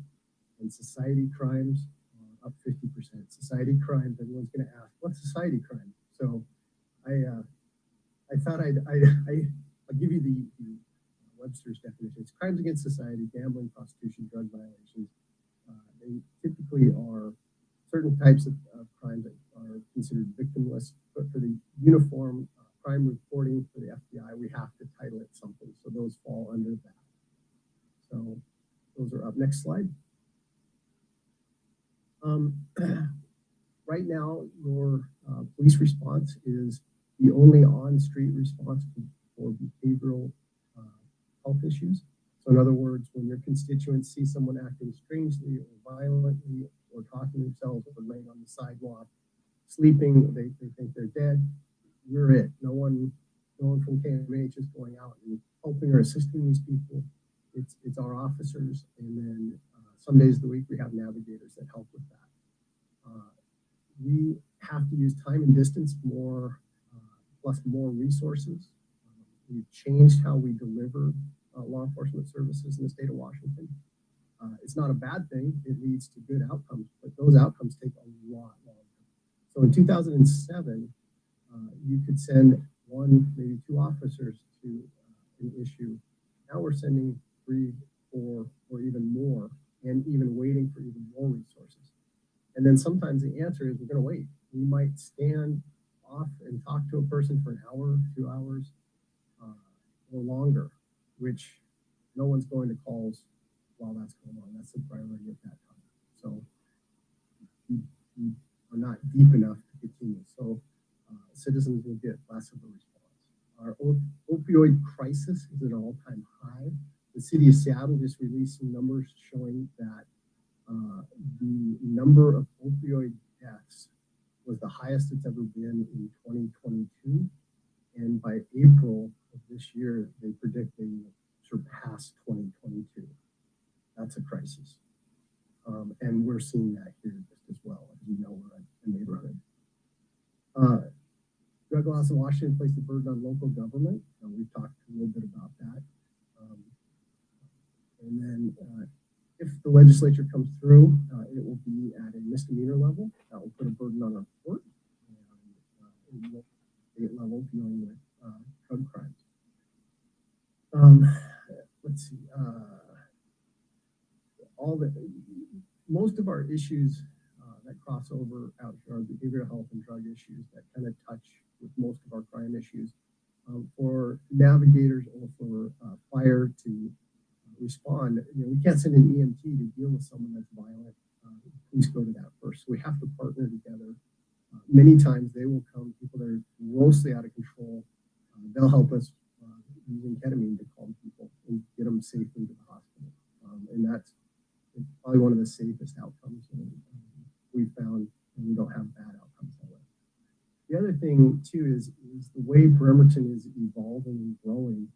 We currently break it down into 5 patrol districts, but geographically, with Anderson Hill and Skia out to the west end, we see a need for a 6th patrol district right now, which would be 3 patrol shifts, 2 sets of shifts, blue and gold, and we need extra officers. That'd be 8 people right there just to add one more district. Like we talk about batches for fire, we can always plug one more officer in and do something with that officer, but something like that, that's a bunch more officers. If the state enacts drug laws and we look at starting some sort of a special operations group again, we may have to deal with it with a debt team in uniform. But if the city decides, no, this is something we need to really get after, and it's going to look differently. It's never going to look like it did in 2013 or 20. We'll be moving into the future and rethinking how we do what we do. So that's huge. The bottom line is it's going to take a lot more officers to address calls than we've ever been used to in the past. Police practices have changed. It takes a lot more time to de-escalate volatile situations. And the upside of that, it's not a negative, it's a positive because we're having less and less bad outcomes, not perfect outcomes, but we shoot for that excellence. So that's a quick overview of where we're at and what I believe we need to go. So no, thank you so much, Chiefs, for putting together all this information and presenting it. So we'll go to council for any questions and comments. And I know this is an ocean of a topic, but trying to keep it focused on getting to a thumbs up or down personally on supporting this going to the ballot. And so I saw Quinn's hand, then Denise, and we'll go from there. I'll defer to Denise as the chair of public safety. Good call. Thank you. Thank you, Council Member. Oh, excuse me. Thank you for this. This is just what I think I needed, and certainly states the case. I don't think we need to get into details. You've given us numbers, at least for me. I am concerned about the lack of mental health services on the street, working in partnership with the police department. And I just wonder, Chief, we've talked about navigators recently. Are you still of the mind that these navigator positions or crisis kind of positions should not be police department positions? I think that's a huge topic for another time. But I believe a human services division is a discussion to have. Do you want your mental health standing in law enforcement? It crosses over with medical. Does it land with the fire department? Does it land somewhere in the middle of the two? I think it lands in the middle of the two of us, where we have officers and we have medical officers and then other community coming together to start addressing this problem, because we have to. Yeah, and it just seems, with these additional positions, it just seems like an investment, an expensive investment, of course, because we're talking a high level of financial investment here. But possibly to be doing things that a navigator or interventionist could that be asked? I'm just trying to think of things that people would ask me. That's a question that may come up. Are we simply investing more money in the one people that are showing up on these cases and hoping it's gonna make a difference? I think you bring up some really good points. There's a lot of discussion down at the state legislature on how they can do this. We have a lot of 988 funding, and there's a lot of discussions. Okay. And I mean, quite frankly, the state legislature doesn't want the police involved in this.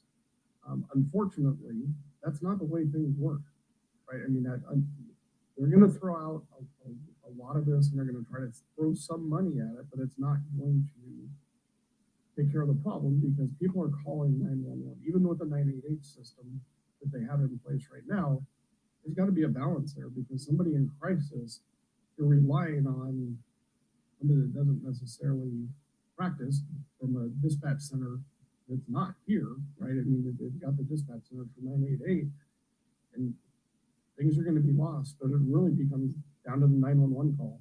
And how do we deal with that? Are there some calls that navigators and community paramedicine can handle? Yes, but it's still going to rely on the 911 system, them responding and then turning it over. They're not going to be an initial response, because you're not going to send, when somebody picks up 911, we're not going to send a navigator or something to that with an unknown situation. Again, somebody called and say, hey, my prescription's not bad, can we send a navigator or a community paramedicine type person to that? Yes. So there are some calls that could, but the bulk of everything is still going to come through the 911 system. And initial response, yes, can we help some of that? And we do have some of those programs with the navigator and with Peninsula Health, but there's still a lot of barriers up in dealing with that, because there's just too many entities with their fingers in the pie. And until we can get that very high level of meeting with all the stakeholders and probably the legislature to get something to do it, because it's not localized to Bremerton. This issue is statewide and probably nationwide. Well, and I'll defer the rest of my time to Quinn and also Jennifer on public. Thank you, Chiefs, for this. This is exactly what I think could be persuasive as we talked about it on public safety. So I'm really glad to see it in black and white. My main questions, I have two questions for Chief Wolf, because I think the police aspect of it is going to be more controversial for voters. The first question is the crimes statistics using UCR, and I'm trying to think back to my BA days. I have a sociology degree in crime. UCR is actually lower stats than the National Crime Victimization Survey. Is that right? The National Crime Victimization Survey. Typically, yeah. When we report to the FBI, that's always way lower than what actual crimes the are. actual crimes. Right, because some people don't want to come back. So even with 13% crimes against persons up, property crimes up 29%, society crimes up 50%, that's just the UCR statistics. The actual statistics, I'm guessing the National Crime Victimization Survey would show those to be even more. So there's even probably more crime taking place than these stats show. Yes, and because of kind of our staffing situation, call volume, what you're also seeing is we're not getting to things. It's after the fact. So some crimes that would have landed in there because we came across it, prevented it, or we're proactively stopping crime, we're actually not doing that because we're being more and more reactionary. Absolutely. And and that kind of just dovetails into my second question, which is either based on statistics that you've seen or from an anecdotal, standpoint from your many years as a police officer, would you say that you get better outcomes, and better outcomes being, people being safely detained and put into custody, or something resolving in a positive manner, meaning no loss of life either to police officers or to citizens that are involved, when there are more police officers at the scene responding? Boy, that's yes and no. That's a tough one because it's an art. It's not a science. Policing, and I can talk about, we have a lot of brand new officers. I want them to go slow. I want them, but a very veteran officer is going to recognize certain things and say, if I take this guy right now and I take him down and put him in handcuffs, I'm going to prevent a big fight with this guy because he's going up, and I recognize that. That actually sometimes a modicum of force prevents a huge amount of force. So again, it's kind of an art form. I will tell you that in the last decade, I think Bremerton has been outstanding in how we deliver those services. That's one of the best ways to point that out. I will tell you that in 1990, our city was top 3 most violent, something like that. We were always in the top 10 of most violent cities in the state of Washington. We policed our way out of that. We did a lot of things with a lot of help from our citizens. They did a levy back then, got us 8 officers. We addressed our violent crimes. We had drive-by shootings every weekend. It's 2023 and we're starting to go back. That's, you talk about anecdotal. I listen to the radio. It's very busy. I'm reading our nightly logs from my supervisors. We also have kind of this attitude, unintended consequence of some of our state laws where we've kind of told people, go ahead and ignore the police. You can run from them. You can do whatever you want. We have people committing all kinds of burglaries and other crimes that we just haven't seen. Kind of almost this attitude. You probably see it as you drive your cars around town from your own windshield. Drivers are very aggressive. Speeds are up. One of our number 1 complaints is speeding. I just got one this week from someone, and God bless them. When we have the people available, we will get out and do some speed enforcement on those streets. And that goes to, sorry not to cut you off, but that goes, when you have the people to do it, right? That goes to the 1.4 per that's per 1,000 residents compared to the national average, which is 2.4. So we're down 1 officer per 1,000 people, meaning we're about 35 officers short compared to other jurisdictions in the nation. I've often joked that if you gave me 35 officers tomorrow, I would end crime. So I think we come darn close to it. We'll hold you to that. Thank you for that. For sure. Thank you for that. My next comment is for my fellow council members. I believe it was Council Vice President Chamberlain who said that a property tax is a progressive tax, and I'm really glad that she brought that up. One of the things that I was thinking about was the fact that especially landlords, and we are in a renting majority city, will always pass on extra taxes, extra fees that are levied to renters. So that's what I worried about. But when I look at the number, if it's my house, which I think is valued around $500 right now, it would be $200 a year extra. But that's for the entire building, right? So it would be a portion based on the apartments that people are in or the houses that they're renting. That gives me a little trepidation because I don't want to raise rents for folks that have, that are already housing and stable.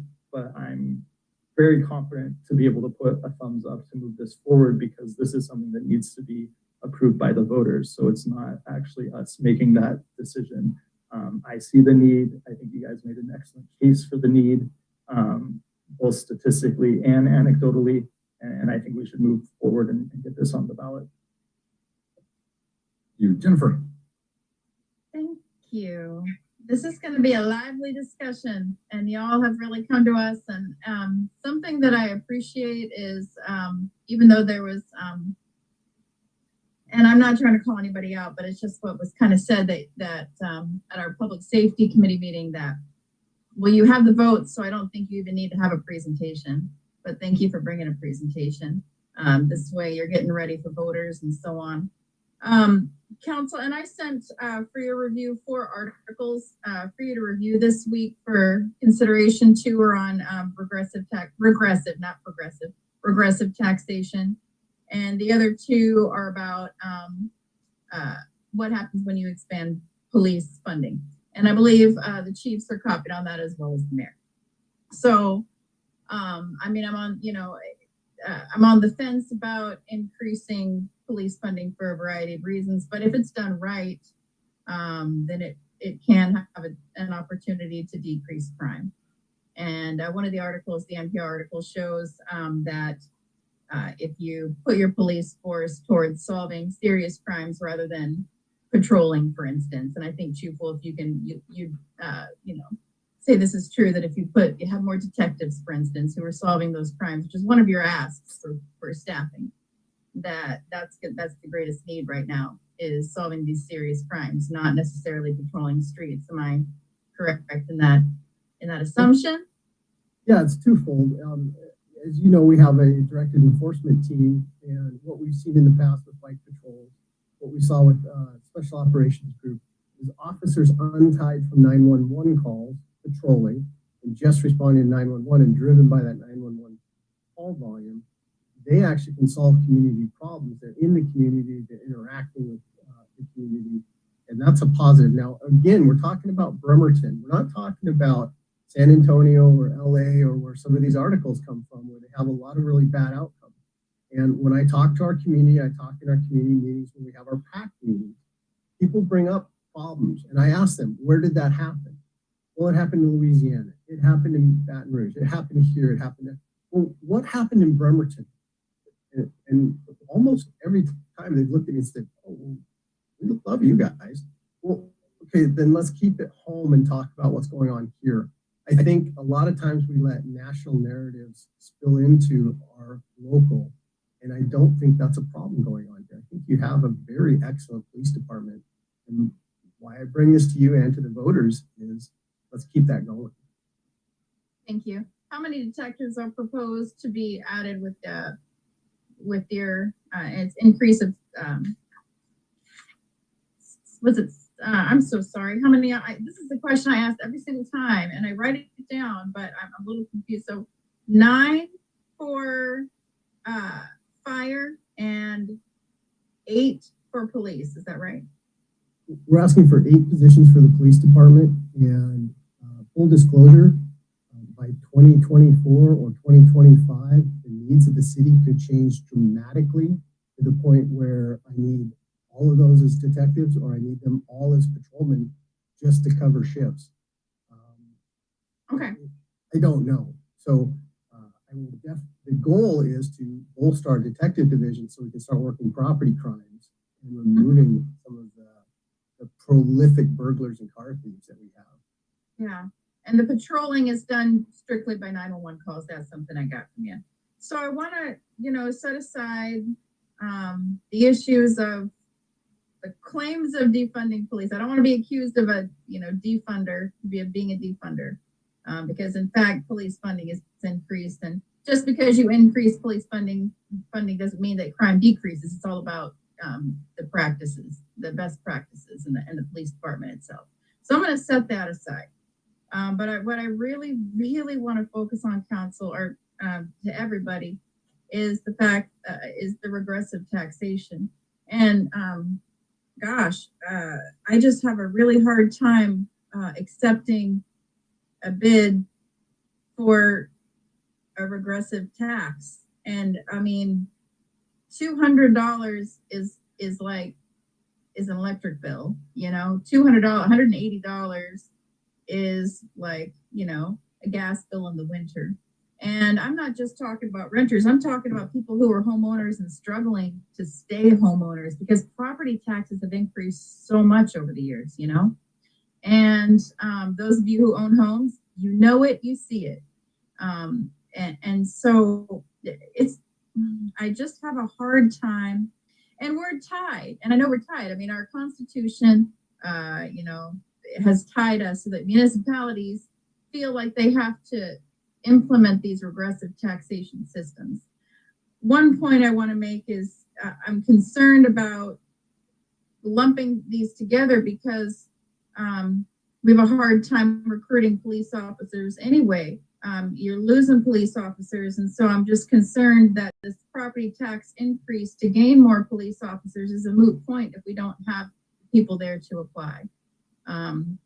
And I sent the 4 articles to y'all. 2 of them are on regressive taxation. Please, folks, read up on this if you don't know much about it, because I mean, $180 to someone who's barely, able to, for somebody who has a median income of $61,000 and trying to keep their home is a lot different to somebody that has $44,000 annual income. $180 means a lot different things to those people, right? I'm just not in favor of a regressive taxation. Regressive tax implemented in our already struggling community. I would love to see us try to fund some of the staffing requests out of the general fund. That's me, that's where I'm at. I'm gonna go ahead and that's all the questions that I really have today. Thank you. Let's go to Eric. Okay, so I appreciate Jennifer's commentary on the regressive nature of the property tax. However, and I think she did point this out, that is the way our system is. I know there is a city of Seattle, I think is, I don't know, there's the legislature is trying to do the excise tax run around or whatever, and that's going to go to the Supreme Court in the state of Washington for the decision. But given our current system, your only other alternative to raise funds is sales tax. Sales tax is much more regressive than property tax. One council member mentioned the value of their home, and my home is probably a little larger valuation than the average. And so I'm going to pay more than property tax. Okay, I'm going to pay more. So it's less regressive versus I don't spend a lot of money on goods and services. I look at my clothes. So that's much more regressive, especially families. It's just the 2 of us now. That's your alternative. And so for the purpose of tonight, as far as I'm concerned, you proved your case, put it in front of the voters and see if they want to pay with their pocketbook. If not, I mean, you're going to have to sell the hell out of this thing. Excuse my language. And if you do it, good. If you don't, back to the drawing board, and we got to figure out a way to carve out money to support you. And quite frankly, where are you going to get it out of the general fund? And so our salaries are, Mr. Riley's not here, but I would argue for our cities, probably 70–80% of our general fund revenues are, maybe the chief is looking, is salaries. So where are you getting this money for? Because contractually, I can't reduce your police officers, which would defeat the purpose. It's hard enough recruiting police officers anyway. We can't reduce the salary costs in our city. So where are we going to come up with the money in general fund to pay for it? So we've got police, fire, parks, right? And finance department. Public works. No, public works is not general fund. Sorry. So parts of it is. We don't need to go down that rabbit hole. But given the mechanics of it, I don't know where you're going to go. And then I also look at the sense of fairness. I'm disappointed that the state legislature could have addressed this and you wouldn't have to go in front of the voters. If they had done a sensible case of property tax relief, I'm not saying increase it all the way up to 6% like it was, but their reaction 15, 20 years ago was draconian to cap it at 1%. Everybody's in agreement with that. That was wrong. And then apparently they haven't come up with a fix. So now on the local level, whether I agree with it or not is going to be my decision. You won't know because I'm going to vote on my ballot and it's a secret ballot, just like everyone else. I'm not going to stop you. I'm not going to write a pro statement. I'm not going to write an against statement. I'm just going to say my vote is thumbs up, go forward and conquer. Whatever. If you're successful, good. Good for the city. Well, and I really appreciate that. I think it's the best way to let the citizens decide what level of service they want, right? We're going to put the case out in front of them for public safety. And if they decide to vote yes, great. This is the service level we'll be able to get. If they vote no, they will understand that the service level is not going to get better. It's going to get worse. So, so when they come to that, I mean, to me, it's easy for city council. We put it on the ballot. You guys said no, so we can't pull it out of the general fund, right? Unless you said we start shutting other departments down. Well, that doesn't seem very realistic to me. So I appreciate the support for sure. And just two thoughts. Quality of life. In your city, your property values. If crime rates go way up, if traffic accidents are happening everywhere, your insurance rates go up, your property value goes down. It harms the overall city. So we want to keep a livable, be the most livable city again. And this, where else are you going to have, the views and potential that Bremerton has? So that's what I say. Having put 35 years in here, and then as far as the whole defunding conversation, and bless you, Jennifer, I love it. I love the interaction with her. We're already defunded in Washington State. We're already the lowest per capita for cops in the United States. All these things, when they're talking about that, they're talking about places where New York is 4 per 1,000. It's huge, the amount of officers. Other places, we don't have officers to defund.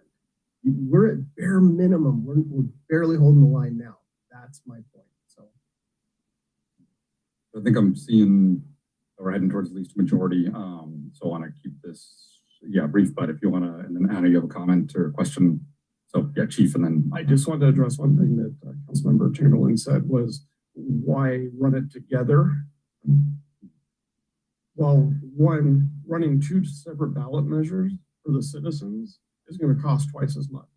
I mean, so we're talking about being fiscally responsible to the citizens. There's the biggest, because there's a large cost now to run any ballot measure. So if we put 2 ballot measures on, it's going to double the cost. And 2, fire and police work very closely together. I mean, we just had a call on Martin Luther King 2 days ago that tied up resources for 3 hours. And I mean, I had a ladder truck, a paramedic unit, 4 or 5 police officers, a navigator, kids up mental health to deal with that problem. So we work day in and day out together. So it just makes sense to let the citizens decide on public safety. So thank you. I just wanted to clarify that. excellent. Thank you. Voice from the sky. Thank you, Chiefs. I think you've done a really, really excellent presentation. I appreciate you doing all the tiny spreadsheet stuff because that drives me nuts. So I'm just assuming that it drives everybody nuts. Just a few things. You said that nobody from KMH is going to help, like the person lying down on the ground. And I can get that because they're inside a building, right? They're not out patrolling. And that some days you have navigators. Would more navigators? I'm sorry. I should start out by going, I really wish you the best of luck on this levy. I hope you knock it out of the park. But I'm just talking about a larger thing, which is, would it be of use to have like more patrolling navigators? That's a misnomer. There are no patrolling navigators. We Have any then? We take them out with patrol, but the chief really hit it on the head. The call comes in as an unknown. It's not a mental health call.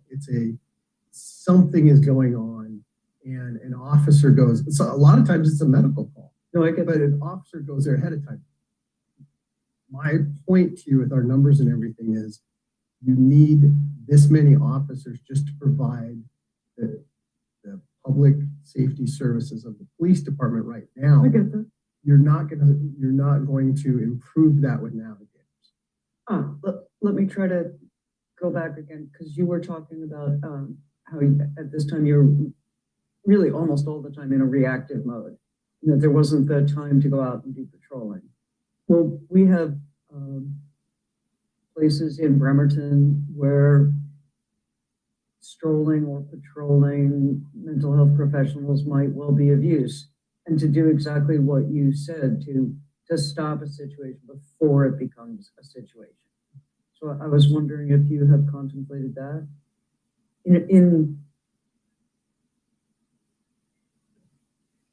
No. Okay. Then I will start that conversation at some future point. And the other thing I was really struck by when you made your previous presentation is, due to the many annexations of the past, City of Bremerton is all over the map.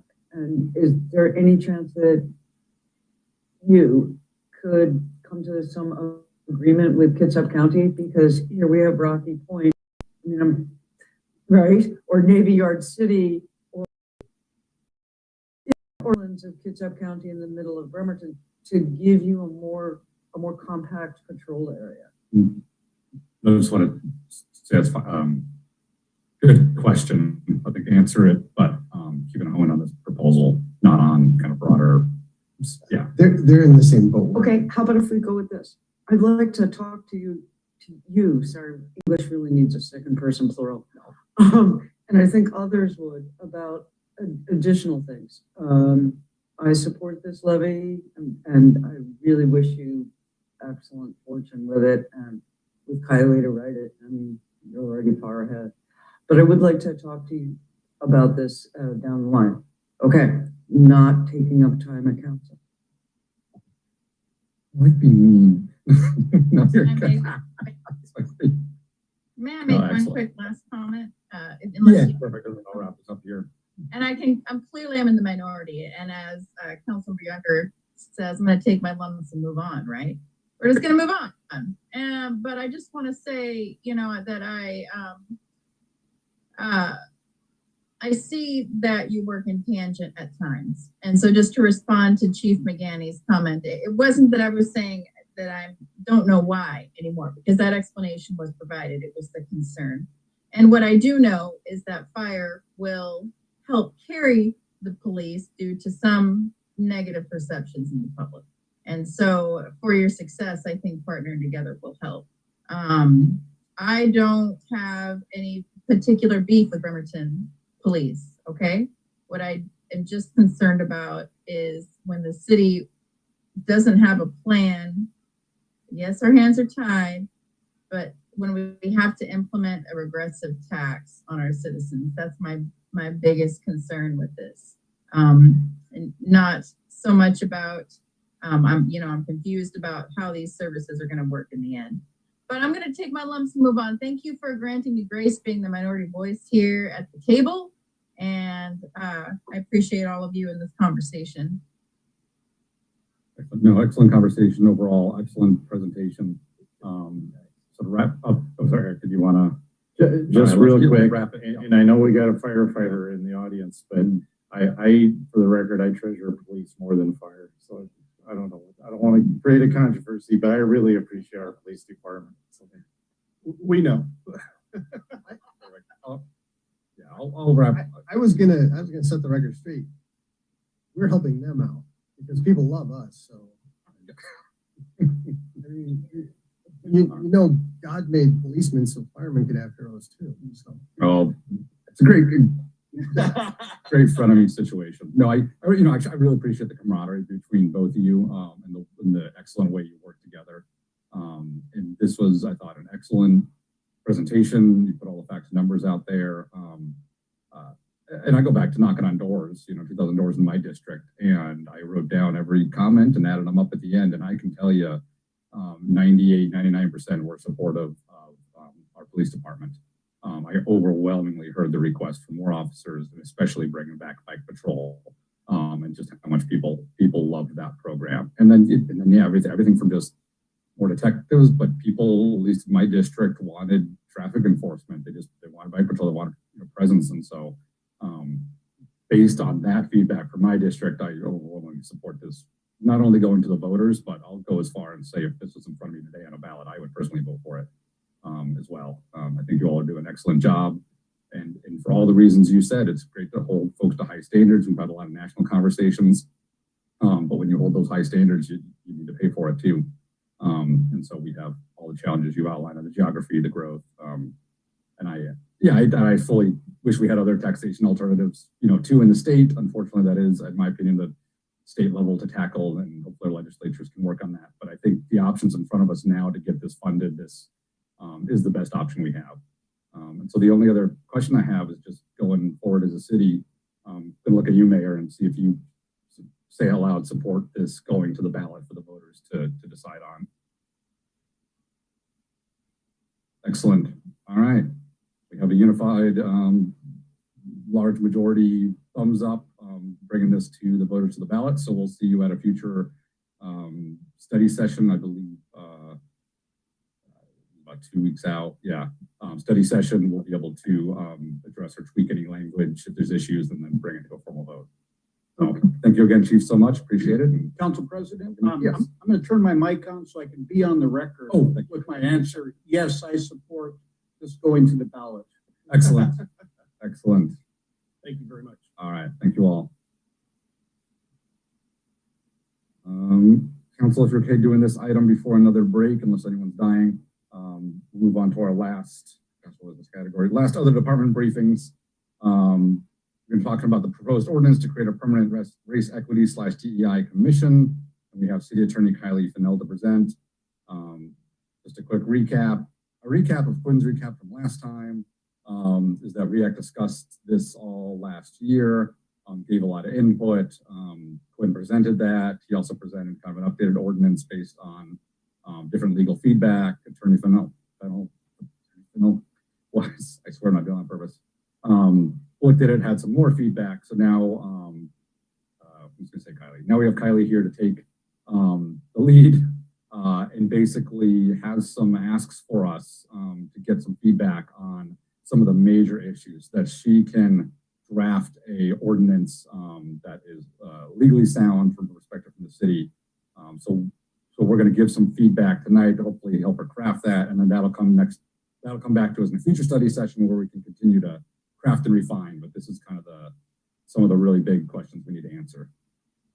Thank you. Are you ready for the kind of color coded? Throw up the color coded spreadsheet. Yeah, let's dive into it. All right.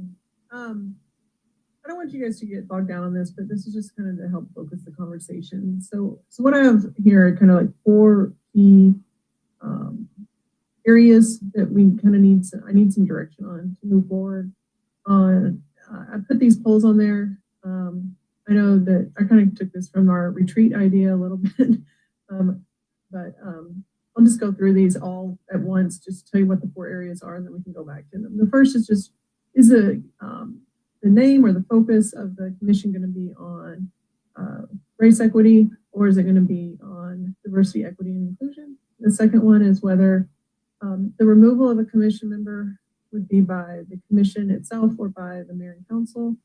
And then if we go forward, that one, oh gosh, that red really didn't turn out very clear, is whether the commission would be allowed to accept public comment at commission meetings. And the fourth is whether the ordinance describes the duties of the commission specifically or generally. So let's go back up to the first page. So Quinn, I thought, did a great job of talking about why centering race is important in his presentation. I guess that was 2 weeks ago, Quinn, right? But I put this in here also as diversity, equity, and inclusion, because when we did council goals last year and then again this year, it was broader. And so I thought to include that option and to see what the read of the room was on the direction. I was on the GARE network this week, and there was some great information about departments and managers, and that they center race in their work. And it was what Lynn was talking about, is that intersectionality. And so I guess I just want to make it clear is that certainly focusing on race is the DEI category is certainly includes that. It's just, you want it to be as a name or as a commission, just focus on race equity, or do you want a larger, or a larger name, a name, however you want to look at it. I'm just asking, what do you want me to call this thing in the ordinance? So I think the two questions are, which one's best to come first, but probably what do we want this commission's focus? Do we want it solely on race equity, or do we want it broad? And then I think a second question there too is, then what does the title then be to reflect that? And I think we could craft titles. We could see if we can come up with something with Graham's night, but if not, we could tweak that. But I think if we can at least get the core description of it, then that'll inform things going forward. So I saw Anna's hand up first to comment, and then Michael. Let's go from there and take everybody's thoughts. DEI or social justice and equity seems to me to be of real use, because then, well, it's been a really long meeting, so I'm just going to say, if anybody wants to hear me go on about this for another 5 or 10 minutes, I will. But I like the broader inclusivity of either DEI or social justice and equity. Michael? So I think I'm the opposite. I was thinking, so if we have this new department level person that is the DEI, right? They can kind of handle a lot of that other stuff. But the issue that started this whole thing was on race equity. So we could change it down the road. We could have a race equity one and an LGBT task force or something like that. But right now, I feel like the attention needs to be on race, and the position's going to have, I think we'll have the bandwidth to work with a race equity commission and, be able to address other issues within the city. So that's just my quick take on it. Denise, Quinn and Denise. Physically, yeah. They're very similar little hand flutters at the same time. A little love fest over here. I struggle with this because what Councilmember Goodnow just said is correct. It emanated, right? And it emanated at a very particular time. And so there were circumstances and context, and I'm not bound by that. I think we need to do what's right for the city right now and looking forward, certainly looking at what's happened in the past. And as someone who was once asked when I'm going to stop being a feminist, and I told them as soon as women have equal rights and accessibility and pay, I can't vault another inequity over any of the others. In my sense of integrity, I don't think you could say it's there. It's the time. It feels reactive. It feels reactive instead of proactive, and so I feel more comfortable with the general. Although I, fully respect. And then Jennifer. Oh, diversity, equity, and inclusion. Yeah. Thanks. I think everybody knows my feelings on this. I'll just explain a little bit further. I think it's very important not to look at this issue in a vacuum. The Race Equity Advisory Committee was actually created by your predecessor, a woman of color on City Council, in reaction to the national turmoil around race and America's reckoning with race. That the lasted for 2 years, and then faced challenges, namely with ones that we are putting right now, right? Conforming with the charter and making sure that we are in line with all state laws, which is very important to make sure that it goes forward and isn't attacked by folks that I saw in many meetings not wanting to have any conversations about race. And if you look at Southern Poverty Law Center statistics over the last, especially decade, white Christian nationalism is on the rise in this country everywhere. And it's getting very, very scary. And so there is an imminence to this right now. After that committee, faced the legal challenges that we're trying to put right now, one of the things that happened in that committee was a community conversation that was attended by about 85 people in the community, mostly people of color. And one of the main things that they asked for was a strengthening of the Race Equity Advisory Committee. And so for all-white council to know that procedural posture, know the history, know the community leaders that championed this, and to say, okay, actually, this is what we're going to do now, because we're the ones in power. Just be ready for repercussions on that. I think it's very important to know. A lot of people champion listening to their constituents. I would really, really, before we take the vote at any point, really encourage people to talk to the leaders in the community who are BIPOC and see if they want a DEI commission or a race equity commission. Because from my year as chair, what I heard was race equity. Jennifer. Thank you. I know who the whole, we're going to have a tiebreaker here. I know exactly who's going to be the tiebreaker. He's still thinking about it over there. She's still, so when I first I wasn't present when we had this first discussion about should it be, it had to do with our council goals last year. Had to do with the topic of equity and diversity in those terms.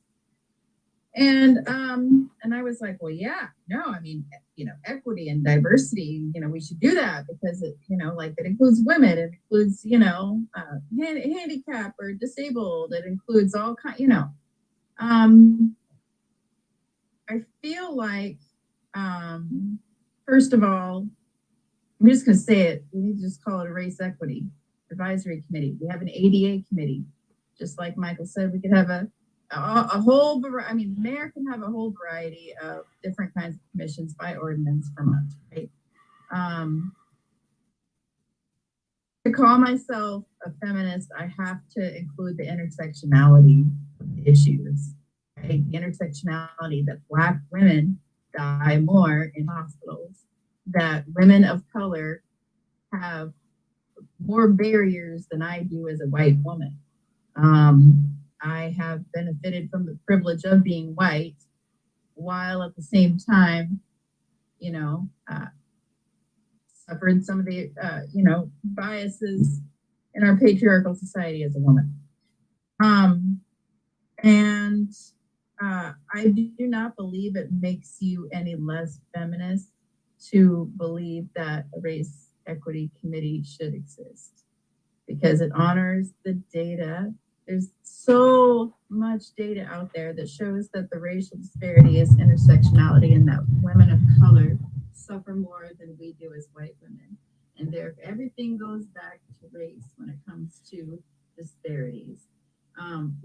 You kind of overloaded us with data, Quinn. You gave us like dozens of pages to read. I don't even remember. I didn't read the whole document, but I have read a lot of data that shows disparities. I just hope that we can consider, it's just as simple as the ADA Commission, Racial Equity Advisory Commission.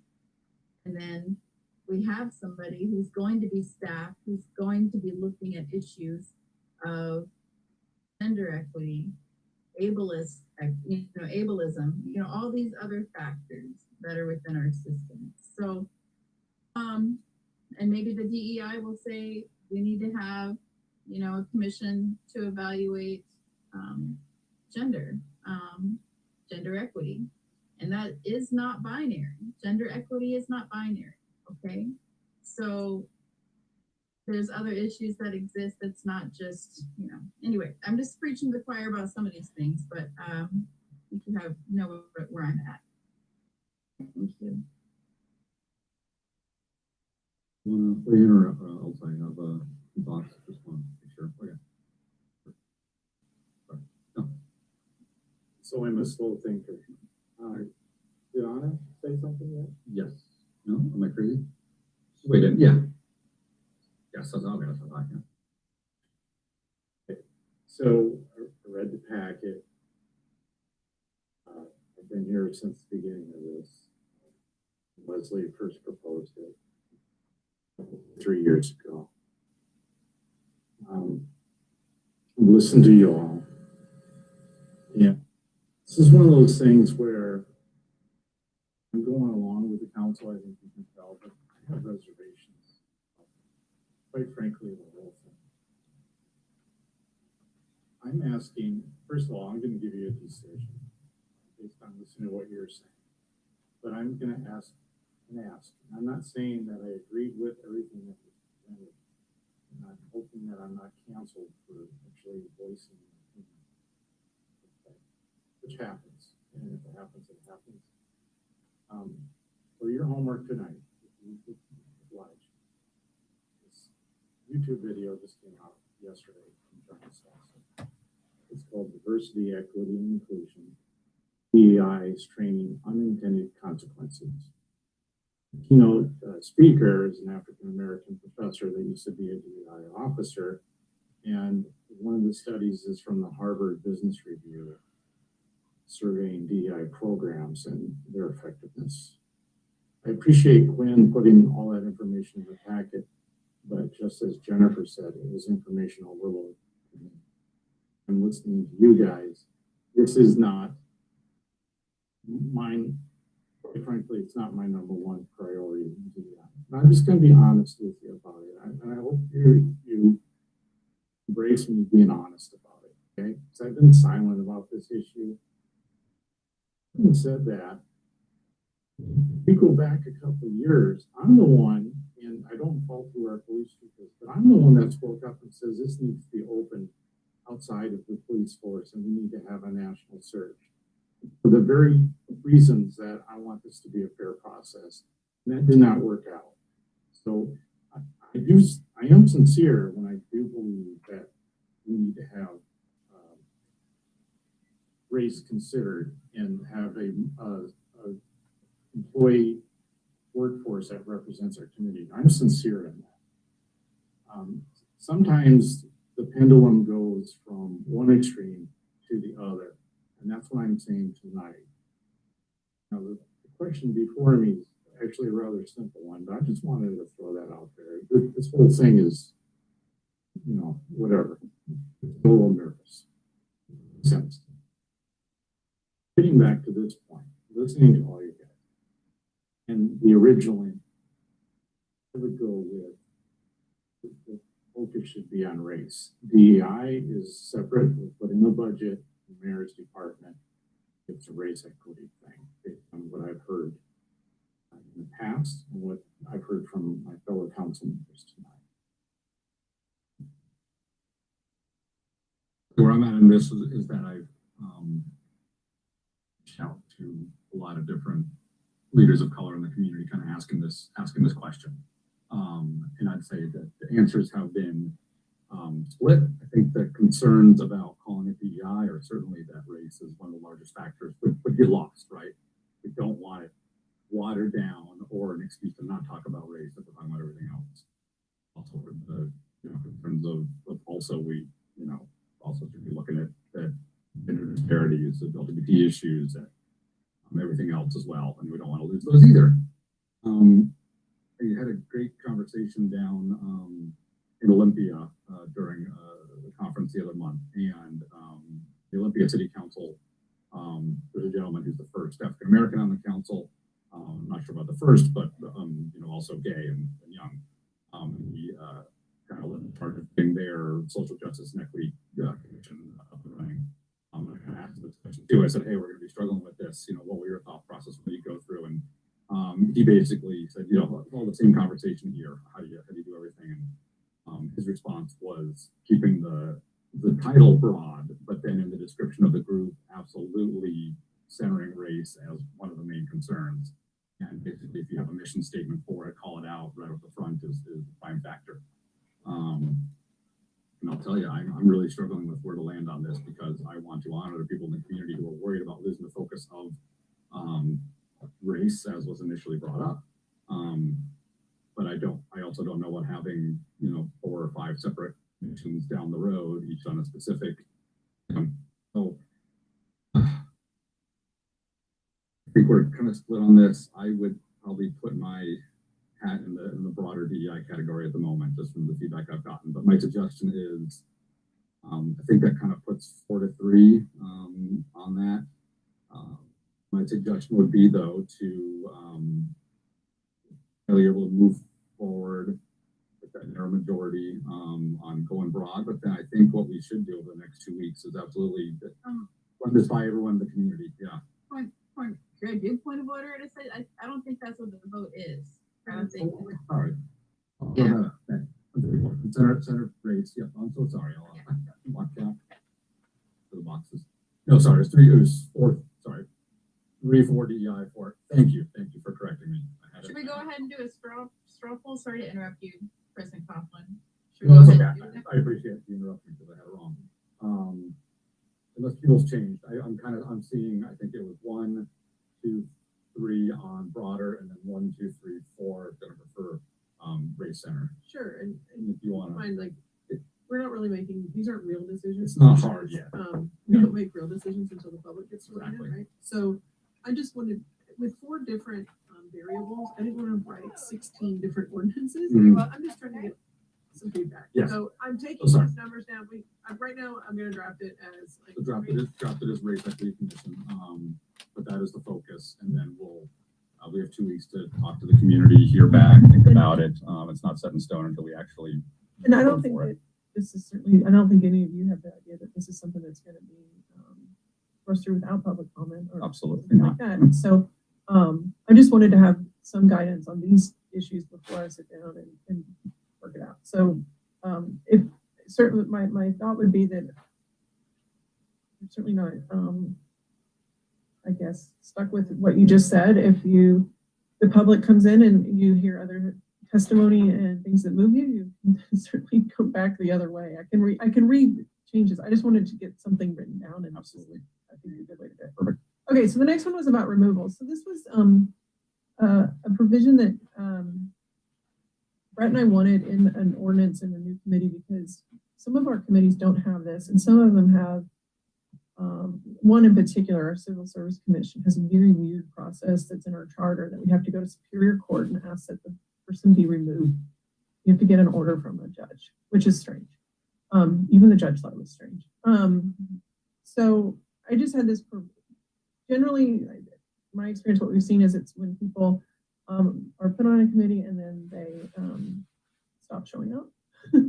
And we don't want that to happen too long.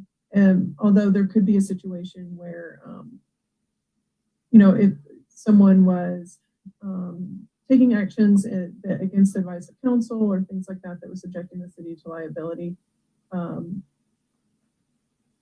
would be another reason that I think the removal would be appropriate. And so the REAC recommendation in the ordinance that was created indicated removal by the commission itself. I'm asking the council to consider just removal by the mayor and council, which is the way you get on, is the way you get off. And the reason is I think that it would potentially put volunteers in a really tough position to recommend the removal of somebody. I mean, it's basically firing somebody, and that sometimes makes people really uncomfortable. The other part would be, again, I think it's really consistent with our charter and just how those kind of decisions are made, that the people are put on the committee in the way that they should be taken off. So my recommendation on that would be that they be removed by the mayor and the council. Let's say, yeah, so now again, let's go Jennifer, then. I don't, oh, I apologize. I'm sorry. Sometimes there's a little lag here. And just full disclosure, my kid, who I haven't seen in a year, is about to walk through my door any minute now. So I'm going to try not to get distracted by this like wonderful gift I'm about to get. But I don't think that's what we ended up with. And Quinn, correct me if I'm wrong, but didn't we end up with removal by like approval of council in our final approved draft or final meeting? So I don't want to get into a back and forth because I know Jeff's going to call me on it, but I'll address President Coughlin when I speak. Oh, I'm sorry. Okay, No, yes. no worries. I just wanted to let you know. Study sessions are more relaxed. I thought we could talk. We're supposed to be able to talk to each other at study sessions. Yeah. You want me to answer that? Yeah, I think as long as things stay courteous and respectful. Yeah. As they absolutely have been. Yeah, of course. Just to give my perspective on things, I wanted to one, present the ordinance that REAC had worked on in multiple meetings over a year, and give everybody that feedback. And you have that, which is edited and things like that. But then the other one that has been proposed was after getting legal feedback. One of the things that I missed, and this is on me as the drafter of the ordinance, was one of legal's suggestions was if it's just the commission removing people, then that takes away voter input, right? Like the commission is not voted upon. The mayor is elected at large. We are elected by districts. There needs to be an accountability to voters, not just an accountability to the commission. So me personally, I understand that, and I agree with legal's recommendation that it should be a mayoral appointment and removal with council confirmation at both ends. I hope that answers your question, Jennifer. Yeah, no, we didn't miss it. We didn't miss it, and that was something that we had a discussion about at our last meeting, and it was just you, me, Daryl, and Aaron, and that was something that legal told me that we could add when I talked to them, and there was a discussion about it, and that part was in there. Removal, because removal by mayors was standard wording, and we added by council as like a double safeguard, so they didn't have some kind of no. Oh, gotcha. I think you're conflating. The issue is the way I wrote it after legal advice was keeping in that it was upon the approval of on the recommendation of the commission to the mayor. We're going to take that out. It's the mayor's recommendation to council, if that makes sense. Yeah, I go with mayor and council. Okay. And so the way that it was written, it made it like the first step being that the commission recommends to the mayor that a person be removed. And I thought that was frankly asking a lot of them, because particularly if it was the chair, they might not really have control of the agenda or whatever to even make that vote and things like that. And so anyway, okay. So we can just go through. Yeah, and you want to pose to keeping mayor, having removal by mayor council, the second column there. Donna, you are? Yeah. Is anything else done by both mayor and council? Oh yeah, lots of things. So all of the appointments of department heads,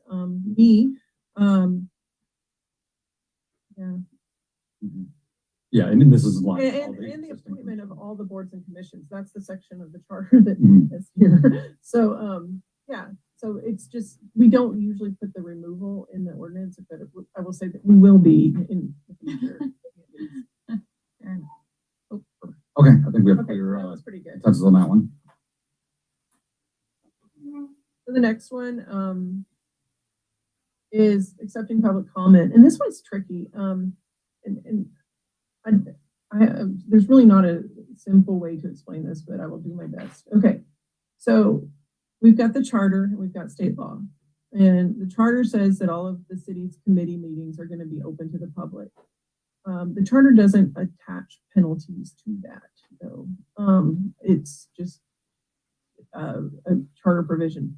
And the reason I say that that's important is because then there's a state law that's the Open Public Meeting Act, and that does attach penalties, and it is often litigated. and because it includes attorney's fees, and you all have been educated on OPMA, so you know what that is. So what gets complicated with Citizen Advisory Committee is that generally speaking, they're exempt from OPMA. They don't have to comply with the Open Public Meeting Act because they're advisory. But the definition gets back around to them is if they take public comment at their that's considered a government function that then brings them back under the OPMA. So they get that protection in the statute where they don't have to comply, which is important because these are volunteers or that threat of having those, $500 per violation and all that, and it's on them themselves. Is, it can be scary, especially if maybe what sometimes happens is that people feel like they get caught up in OPMA violations, right? There's an email string or something like that, and it makes them nervous, and then they don't want to participate because it's scary. So this is just something to consider. We don't have other committees where this is a part of the code, where it says they don't accept public comment, but it's just it's one of these like risk things that we were talking about. So that's the one part. The other part of the risk analysis and accepting public comment is moderating a meeting. And in particular, I think that I would say that for this particular committee, this is maybe even a heightened risk. I don't know if those of you who have chaired it would maybe agree, because the subject matter, it draws out I don't know, sometimes some rude folks. I don't know to really explain that, but I just think that there's probably a heightened risk of, and what I mean by that is when you're moderating a public meeting, you have to give everyone the same amount of time to speak. You can't cut people off if they're being, rude or even off topic, because once you open up for public comment, they get their time. And so sometimes that's hard, and it would require training because these are going to be staffed by, again, led by volunteers. So that person would need to be educated and trained on moderating a public meeting that takes public comment. And so Quinn, I think, has some firsthand experience. Yeah, definitely. I can, I'm trying to be as like neutral as possible with my experience, but also, giving my opinion based on my experience. I think Kylie's being generous in that, the issue of race equity in America right now draws out rude people. I would say it draws out some pretty racist people that have made some comments in our meeting, which is their First Amendment right to do so. The issue that I was seeing was exactly what Kylie's talking about. As I'm a barred attorney, right? Like my expertise isn't in First Amendment, but I know that, I can't do any sort of viewpoint discrimination. And that's a lot to ask for a volunteer to moderate that. There was also frustration from members when I came on as chair and started communicating what legal was communicating to me, which was, hey, there might be some OPMA issues that we need to educate our members about. Lots of the questions were, well, can't we communicate afterwards what are the ways that we can legally circumvent this? Because we need to be able to do the work, right? The people that do this work are community activists, and a core function of community activists is communicating and getting people up to speed, and making sure that there is tight communication with folks. And so that was a frustration of community members. I think that my opinion is that if it's going to be fully staffed by volunteers that are community members, we should not place the burden of First Amendment and OPMA violations in moderating that. I know that the risk of that is taking away public comment and people that might not be able to be physically at the meeting to be able to say something at that moment. But from a liability standpoint, and especially from my perspective, being able to do the work without so many institutional limitations, which became frustrating to the committee while I chaired. It's something that not allowing public comment could take away. And I think that's a smart decision. I did want to add one thing real quick before we go forward.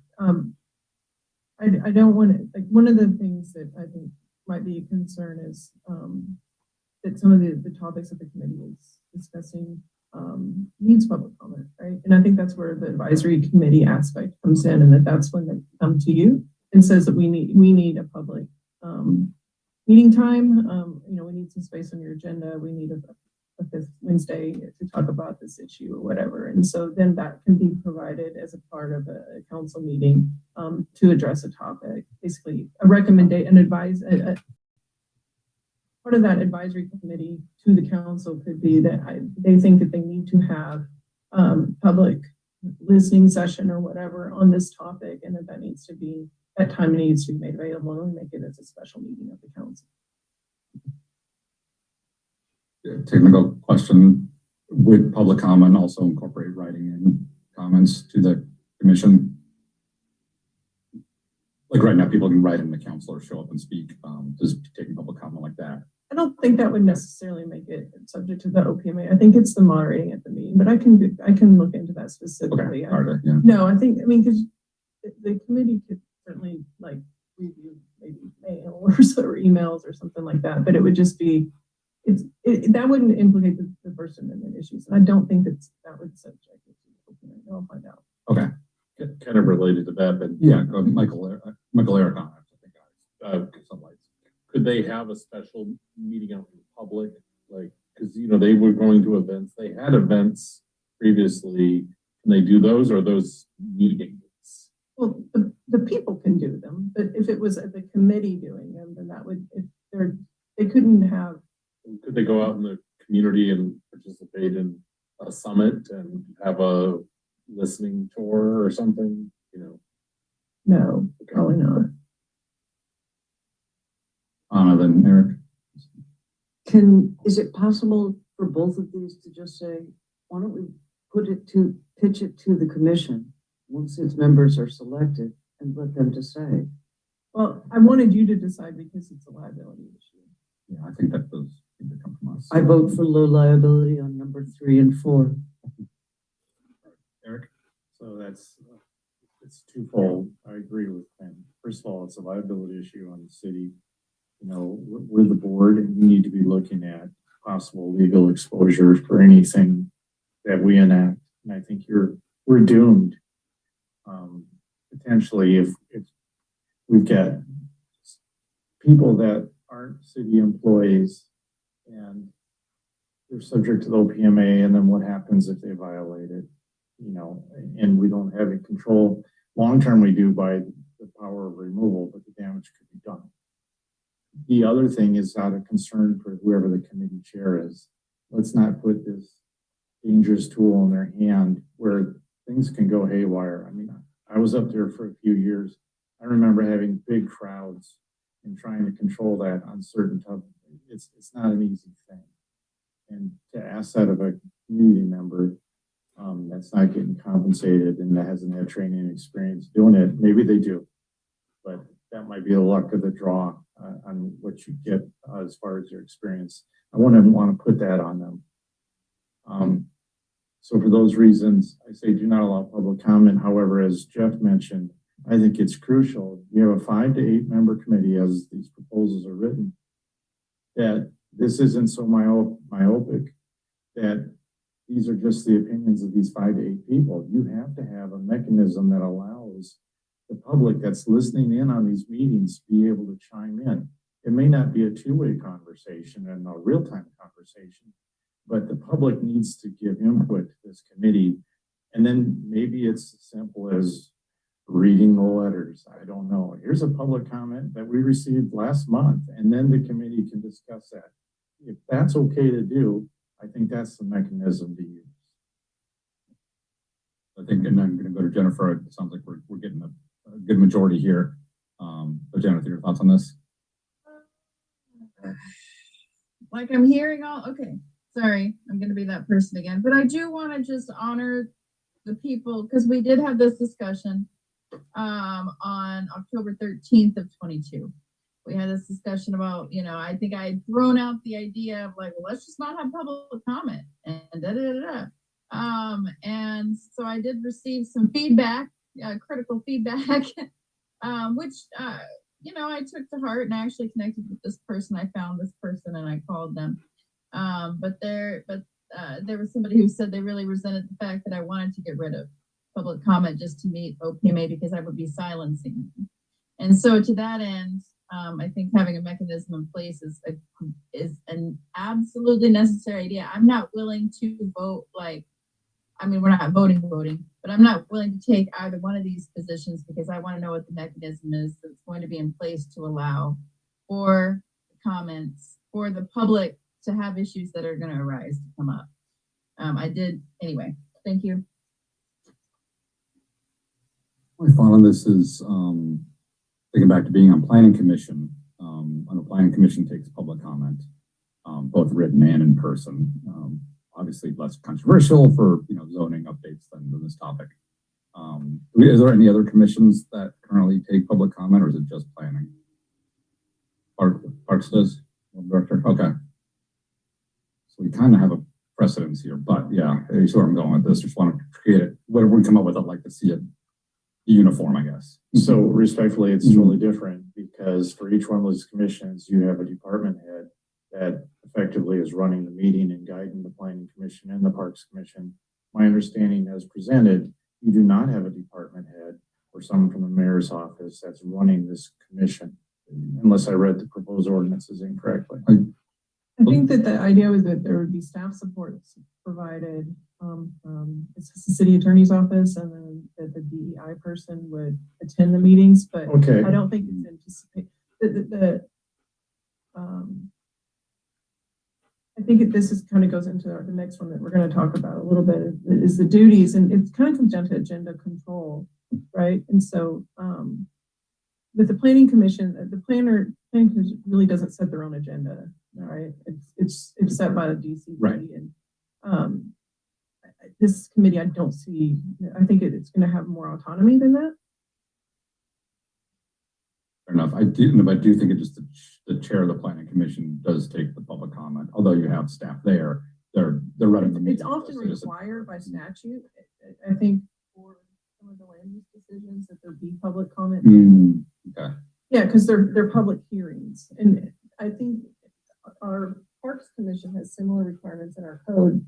I know that one of our initiatives or referendums that's in our code, it relates to park properties, and it refers everything to that to have public input. Once again, this is just from watching it last year. No, that helps me clarify the distinction. Okay, no, I think that got me past that. And again, some of this is just that it's just weigh the risk, and it's my job to point them out to you. Okay.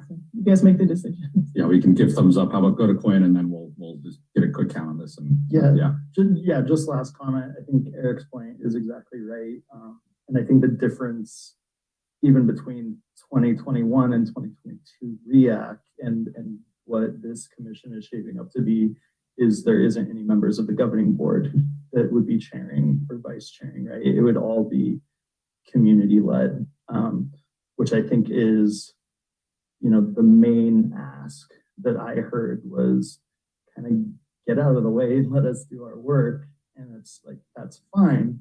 But because of risk liability, we have to set some parameters of that place, of them being able to do that work without interference. And if there isn't a department head, if there isn't a council member on there, I think from a risk management standpoint, it makes sense.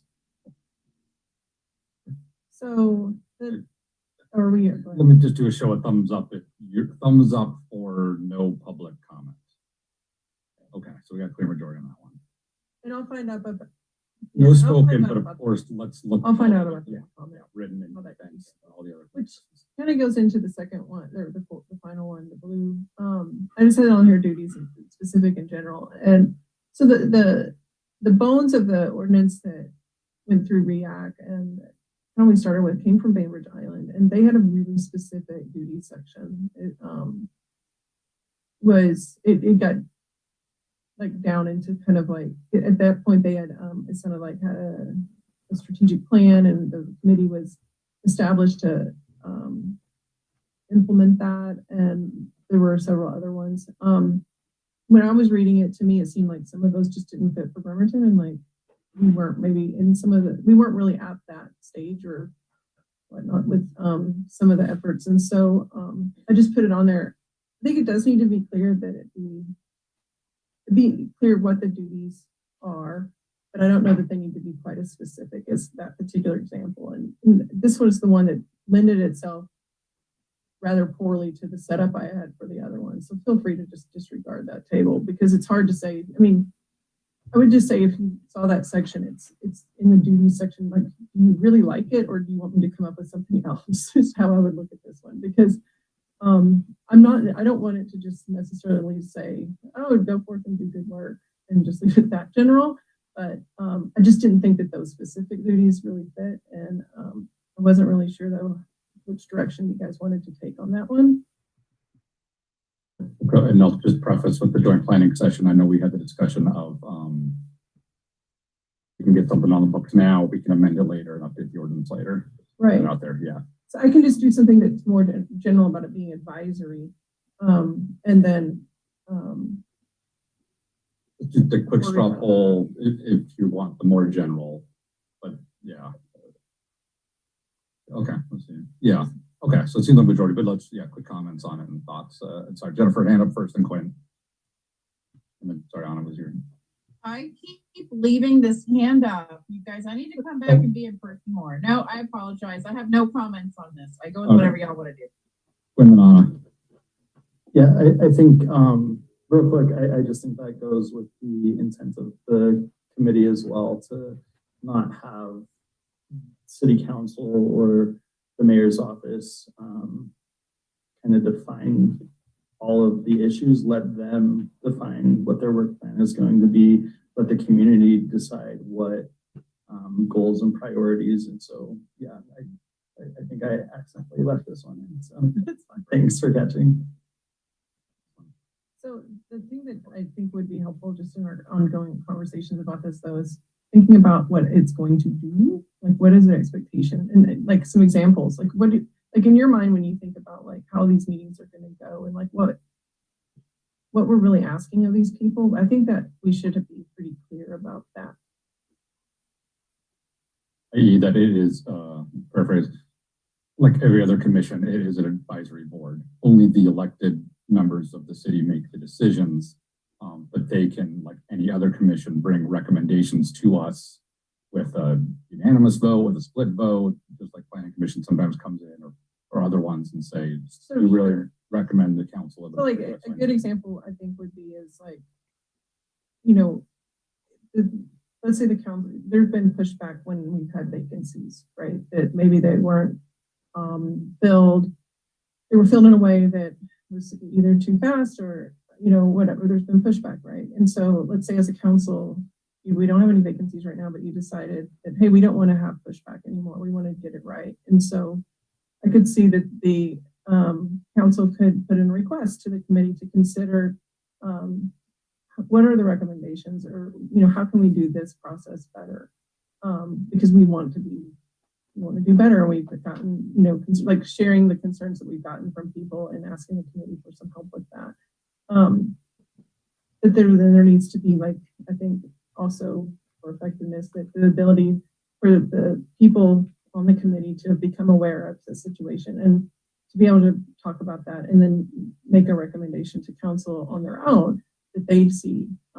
Let's say that they were the ones that got that feedback that the process wasn't great and they wanted to, on their own, come up with something better and make a recommendation to council. I could see that, but the thing that I think is that it does need to be clearly defined that it is advisory. And so it's not like there should be more outreach about this program. Oh, okay, well, I'll get a table at this and I'll do that. Yeah, it needs to be a recommendation to the council or to the mayor's office to take certain action. Yeah, so I think, oh, yeah, last comment, and then I think it sounds like you have. There, I thought I read something about presentations or doing community outreach, and I personally feel very uncomfortable with volunteers going out on behalf of the city and doing race training. So the direct services, advisory, direct services, and you don't do direct services when you're commissioner. Right, and so that was one of the ones that I actually suggested that we moved, that it wasn't an advisory task and that one be removed. I'm sorry, so there's a fifth and sixth box. I know it's getting late and. Oh, it's not. If it upsets you, I'm buying cheeseburgers at McDonald's, so whatever. Because that's where I'm heading afterwards. There's only 4 boxes. This is the No, last I know, you need a fifth and sixth. I want to get this out of the way because this will make our next meeting easier. Yeah, how about you propose a moving side with a tackle tonight or at the next study session? Okay, so I read both proposed ordinances. They're very similar, a little bit of differences. And one difference is in the compensation. One ordinance says 0 compensation, the other one says no compensation, but a $75 stipend. So I prefer no compensation, to treat it like any other committee. So that's my preference. And I don't know what, if we want to address that now, it's up to you, but I'd just like to get that out of the way so we can write in the ordinance one way or the other. Yeah, if that's going to be a sticking point, I'd rather get it out of the way. So thumbs up, thumbs down on $75 stipend. I'll go for it, Quinn. Sorry, I'm trying not to jump Sorry, back. yeah. I agree with you that it needs to be consistent with the other commissions. I'm fine striking that language. Most likely I'll be coming back to council to propose like a $75 or $50 stipend to everybody that volunteers their time, just to cover childcare or gas or whatever, just to recognize people's time. I agree with that. So it's no stipend. No in this ordinance, but we will That evaluate later. for all commissions equally, down the road. Okay, and then Oh, may I just say, I think I really love that idea, Quinn, because when I was on the Arts Commission, it was, I gave up a lot of time and it would have been nice. We had some vacancies. That would really help fill some of those vacancies. The $75 stipend is very small. Thank you, that's all. Denise is over it. She wants to go. I'm so sorry, Denise. okay, so but that's not, we're good. So okay, yeah. Okay, the sixth box, and I was confused on this one as well, comparing other committees. And that is, it says for both of proposed ordinances that it can be a resident of Bremerton, which I agree with, or resident of unincorporated Kitsap County with Bremerton addresses. And to me, that's like So I thought this was for City of Bremerton residents. So the charter allows us to change those requirements by ordinance, so it's whatever you want. Right, I understand the charter does, but to the best of my knowledge, the only commission that we have that has someone that is outside the city of Bremerton, in other words, requires a city of Bremerton resident, is our resident CPA that works on the audit commission, because you don't want to. You're right. That's the only exception. This is just one that came out of REAC, and I didn't have a legal reason to say. I'm just trying to be consistent with all the other commissions in that this is the city of Bremerton. When we take public comment, anyone can comment, but maybe I'm going against myself.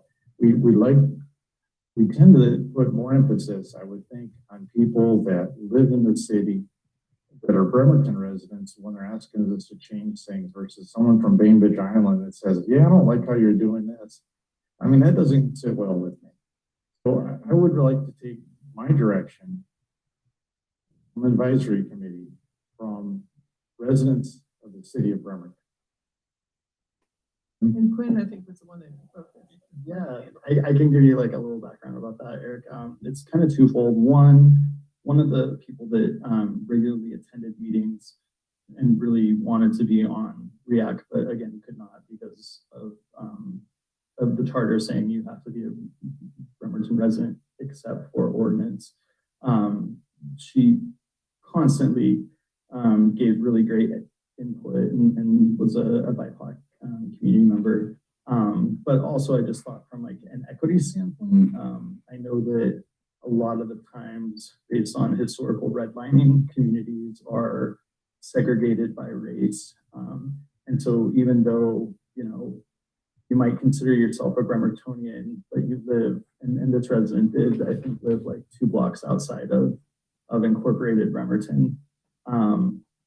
But culturally was a part of the city. So I think it was just an effort to recognize her contributions and also recognize the history of redlining and possibilities that community members of color might have been forced to outer limits of the city based on wealth accumulation or bank lending that took place. So that was kind of the rationale. But if council wants to strike that, I'm fine with that as well. Yep. I move to limit discussion on this matter to 4 minutes. We're getting short on time. So, So I take it you don't want a cheeseburger. Do I have a second? You don't quite do the motions and seconds in study sessions, but no, point taken. So I think let's leave it for now. If that was reactive original recommendation, there's no legal motion against it, but we can discuss it next time if we want to keep it. Oh, I'm so sorry, Jennifer. Sometimes you go in and out. Well, it's, you know what, because I'm eating and I didn't want to upset you, Phil. So I'm going off camera. So I say to leave it in because some of the people that wanted to be on it were also business owners in our community. So that was another relevant point. You can talk about the historical data like Quinn did, which is relevant, but then there's also the practical side that somebody who lives across the street from a Bremerton, you know, resident, but they're outside of the, they're still participating in Bremerton. So I think the intent was to include people who had relevance in Bremerton, including business owners. Oh, yeah, definitely will illustrate. Okay, let's leave it as is for now, and let's pick that up next time. All right, so thank you so much, Kylie, for for tackling all this. Thank you, everybody, especially former REAC members for really bringing this forward. And so we'll get this on this will be on the next study session in a couple of weeks because we don't have a meeting next week. Yes, I believe it's 12th. Yes. The next study session, we'll pick it up there. If miraculously we think we have a really solid ordinance, we can move it to the general for a vote, or I'm going to guess more likely we'll probably need at least one more study session after that, incorporating public, feedback that we've individually gotten. But we'll see where we're at next time. So that's the next step. Indeed, yes. Thank you all. All right. Long meeting night, break time. Let's reconvene 8:40 and see if we can fly through the last section here. Recording stopped.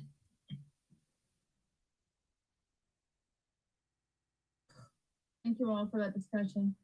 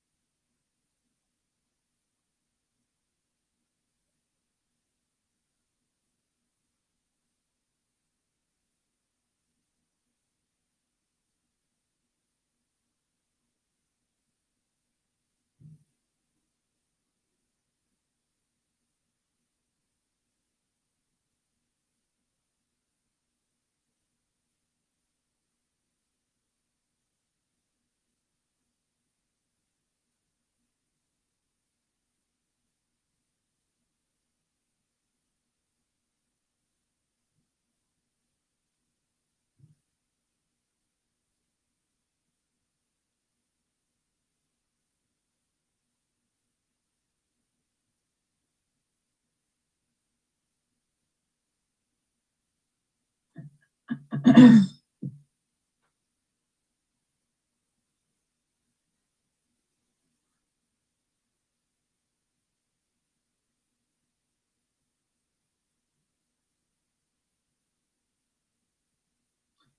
I'm not there to bring cookies today, everybody.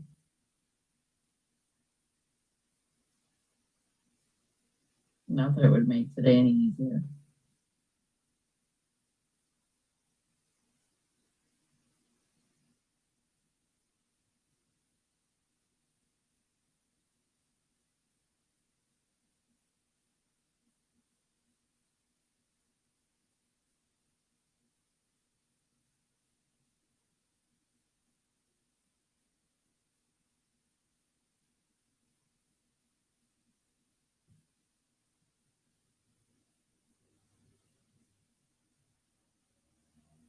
Recording in progress. I'm moving into general council business, and we'll start with C1, inviting Public Works Committee Vice Chair Eric Younger, who hosted the meeting yesterday, to give a summary and highlights from the meeting held March 21st. Okay, summary and highlights. Thank you. First item, we talked about stormwater comprehensive plan update, and basically that's going to go to public comment in the complete the draft plan in March. We had an overview and public review in April, May of 2023, council approval in June 23. It'll be a resolution if it's passed, and then that'll roll up into our comp plan for next year. 2024, Kitsap Lake Algae, we're going to continue hopefully with the contract with Aquatechnics, a 3-year contract on their successful treatment of Kitsap Lake.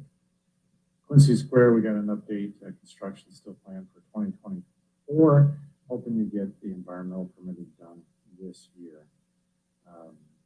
Tracy and Beach Road Sewer pre-design information item only, as a cost to me $95,000. Basically, the sewer section on Tracyton Beach Road. We have learned a lot about pitch since the 1980s, and that sewer pipe needs a little more pitch. Enough said. The next item was what we discussed today during the study session, Department of Ecology grant. And then we're before the council study session April 12th will be the 2023 sewer rehabilitation project. Basically, that's secure in place pipe, which we do every year now. We have for the last 2, 3, 4 years. And then last item, we talked about doing another coating on one of our reservoirs. We have several reservoirs. This is reservoir 8. The last issue was an overview and update on all the grant applications the city applies for. There was an extensive discussion on what the city looks at for grants. And I would like to say that the city does a bang-up job leveraging their money and their grant dollars. As although it was parks tonight, that was a great example. And Public Works does a great job of leveraging their money as well. That's all I have. Just to ask, because we've gotten several citizen comments on it, you discussed 6th Street and the status there. So yeah. we discussed 6th Street. So the in general, hopefully I'm not misstating what the general consensus of the public is. They're expressing their frustration that the rechannelization is not being done as part of this 6th Street overlay. In Public Works, the discussion was you need to understand that we have state grant money that allows very specific parameters, basically doing the overlay and not the rechannelization. The rechannelization is more than just painting stripes and going from 4 lanes to 3. It's more in depth. And if you just did paint stripes, you're going to be a laughing stock. It's just going to potentially be total chaos. So that needs to be done. It needs to be engineers. It needs to be engineered, right? And so that's a different grant money. And that could be several years out before it's done. So in the meantime, they're doing the work so it can be incorporated at a future date as best they can to understand the grant money's here and the rest of the improvements of 6th Street overlay needs to be done. And we just need to live with that, with the understanding that as funds come in, we'll go ahead and it'll come before council. Do you want to do a road diet?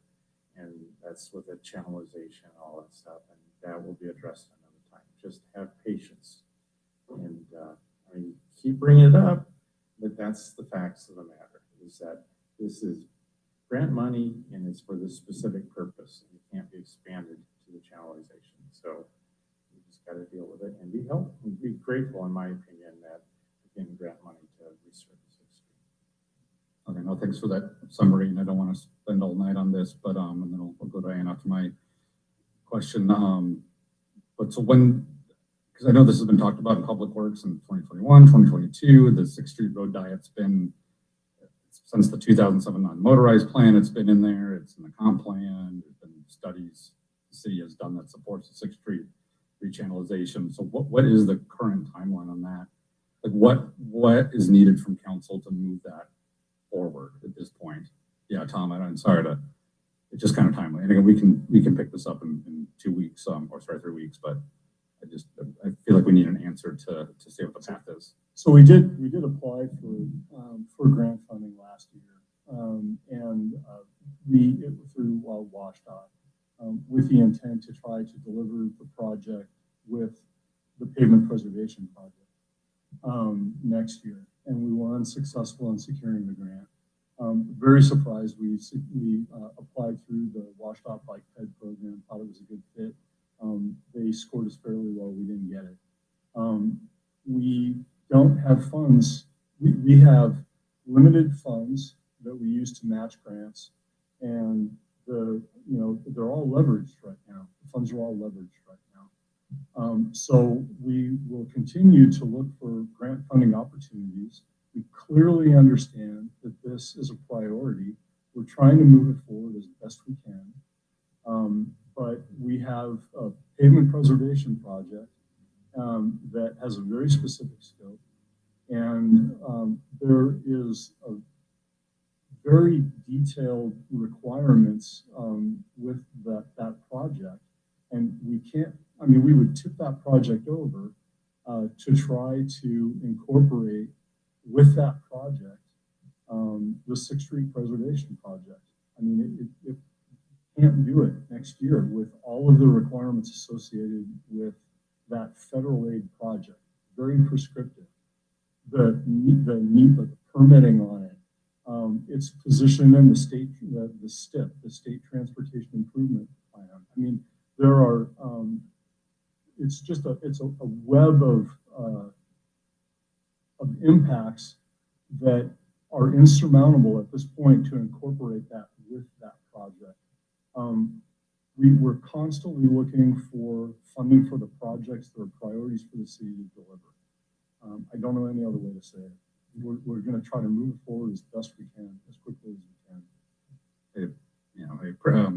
I don't want to dwell too much on this meeting, but I remember it was not to be a too complicated of a lift. That the paint only option was basically paint plus a few other minor modifications. And so I personally would like to see that option and be able to evaluate and see it. And so I'll maybe ask the Public Works at their next meeting can look at that. And I'm saying, Anna, let me go to you since that's being a Public Works committee. You had your hand up. Just to, I kind of want to get a sense of where the council's at on the specific project. Yeah. Hey, good evening, Tom. Thank you for staying so late. Yeah. And I'm really sorry I had to miss yesterday's meeting. Because one of the things I wanted to ask is, of course, I was just an observer in 2019 and 2020, and in 2021 as well, when Lori Wheat and Kevin Gorman particularly asked about phase 1 and phase 2 of the Sixth Street preservation. Can we retrofit with bike lanes? And it did not seem to be a difficulty at that time. So I'm just wondering, is my memory at fault, or how am I at fault here in this conviction? It came up during phase 2. And what we did with phase 2 is we didn't put down thermoplastic around because when you remove those lane markings, they leave a shadow. And so we used paint, which needs to be refreshed a little bit more frequently. But it's the appropriate way to try, in this case, to make sure that that project was forward compatible with the rechannelization, with the hope that we would be able to deliver the rechannelization with the phase 3 project, which we tried to do, and we were unsuccessful. You can't just go paint it without designing it first. The design is a $500,000 project, just the design. Once you design it, you will understand the full scope of the project, including modifications to the traffic signals, which have to happen, installation of the new traffic signals. The signals have underground power conduits. We've found that, after wire is in the ground in certain shapes for a long period of time, it doesn't have, it's very difficult to pull wire through those conduits again. And so you end up having to put down new conduit and the old conduits, put down new wire. I mean, just when you get into intersections, you may end up having to take some additional right-of-way, which would mean, moving curb, reconstructing sidewalks, reconstructing curb ramps. It's not just paint. Here's the thing. There are significant proponents for this. There are also significant opponents of this project. The last thing we want to do is do a bad job of it and have a failure. It's very important for this to be successful. And in order to do that, you need to do the proper design to deliver a proper project. And it's a $500,000 design, and it's $2 million of construction. That's our current estimate on the project. With your permission, so the $2.5 million grant, did that include engineering design? The application, yeah, we applied for 2.34, and it included a design component. And I just had this conversation with Shane this morning. Okay. And he's looking at a $500,000 design. That's what he's budgeting right now in the $2.5 million. And I can tell you that our engineering consulting costs are just, the costs are increasing sharply right now. And it's because of, there's a lot of grant money out. There's a lot of demand for engineers right now. We're struggling with that as well. The other thing that we're having the problem with, just from an internal staffing standpoint, is, we're having difficulty hiring engineers right now. We've had engineering positions open right now for 4 months, and they're still not filled, right? And the one in particular, the Transportation Capital Program Manager, Council approved that with the budget to fill last year. That is an unfilled position. That position is necessary to fill in order to offload Shane, our transportation engineer, to allow him to focus on the comprehensive plan, which is a heavy lift for 2023 and 2024. So we have staffing limitations, we have budget limitations. And it would be unwise to blow up our work plan right now, when we will deliver this project. We will deliver it. We've just got to find the funding. So just to make clear, I mean, I think the frustration is that it's been 16 years since this has been outlined as a to-do. That's what I'm hearing from the community, and I want to make sure that you're not waiting on any council decision to be able to get this done. Well, we and if you are, then let's make that decision. I mean, I think it's already in the comp plan. Previous public work committees have reaffirmed it, but I want to make sure you're not waiting on this council to give a formal vote on 6th Street. Okay, that's not all right. No, not at all. Not at all. I mean, we clearly understand the goals and desires of the council. That's why we submitted the grant application last year. But there's a step that needs to happen, and that is, formal approval of the rechannelization. It's a major change to a transportation corridor with the city, and it really deserves an ordinance to move forward. But that is not what's holding this up at all. Okay. I apologize for the Public Works brief out there.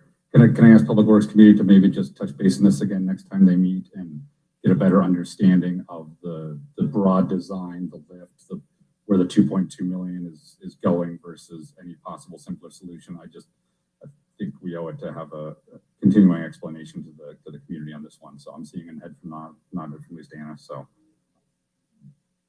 no, you're good. Not okay. It's obviously not pressing. I just want to make sure we don't lose sight. I don't want to be argumentative. No, please don't take this that way, but I've answered this question in emails multiple times, and I'm happy to answer specific questions. I just don't know how else to say this. So if you can direct any specific questions you'd like to have answered, then I'm more than happy to try to work on that. Okay. Oh, then. Okay. All right. Thank you. Thank you so much, Eric, for some of them in there. All right. Any other Public Works Committee questions? Oh, yeah. Mm-hmm.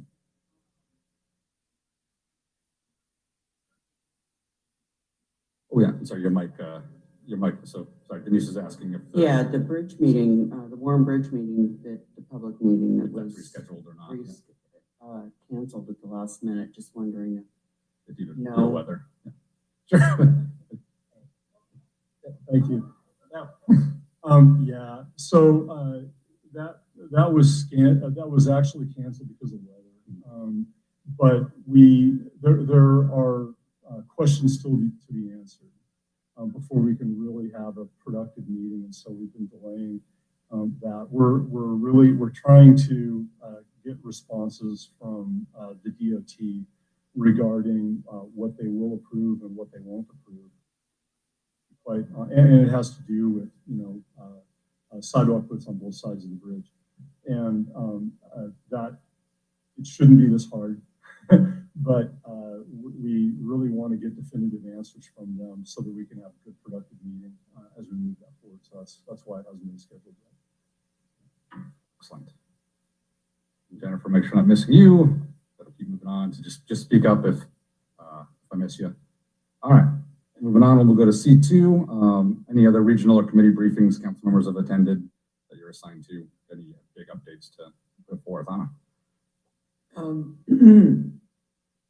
Again, sorry, I was sick yesterday, but I did manage to catch half an hour of the Kids Have Transit meeting in which the Bainbridge Island Chamber of Commerce put up $100,000 to, and Kids Have Transit also put up funds to launch an enthusiastic dial-a-ride. It's BI Ride, I believe is the name of it. Come to Bainbridge, explore Bainbridge, get off the ferry, enjoy it. Lots of really gorgeous professional color graphics. So that was about all I learned at Kids Have Transit yesterday. Sorry. Good. I got nothing big. Not seeing anyone else. Keep moving. C3, auditor's budget considerations memo. This is for you, Anna, from audit committee. Is a memo out yet, or is it? Okay, did you not get the memo? Oh, flippin' heck. Oh, it is in the packet. Thank you. Okay, good. It's not in the. I remember. It is in the packet. I saw a draft. I don't saw remember it if in I the saw the packet. final, but it has been finalized. Thank you. Okay. Just repeat that so the public knows. We have a 358-page packet. 429-page packet. Oh, yeah. It's on page 358. Okay.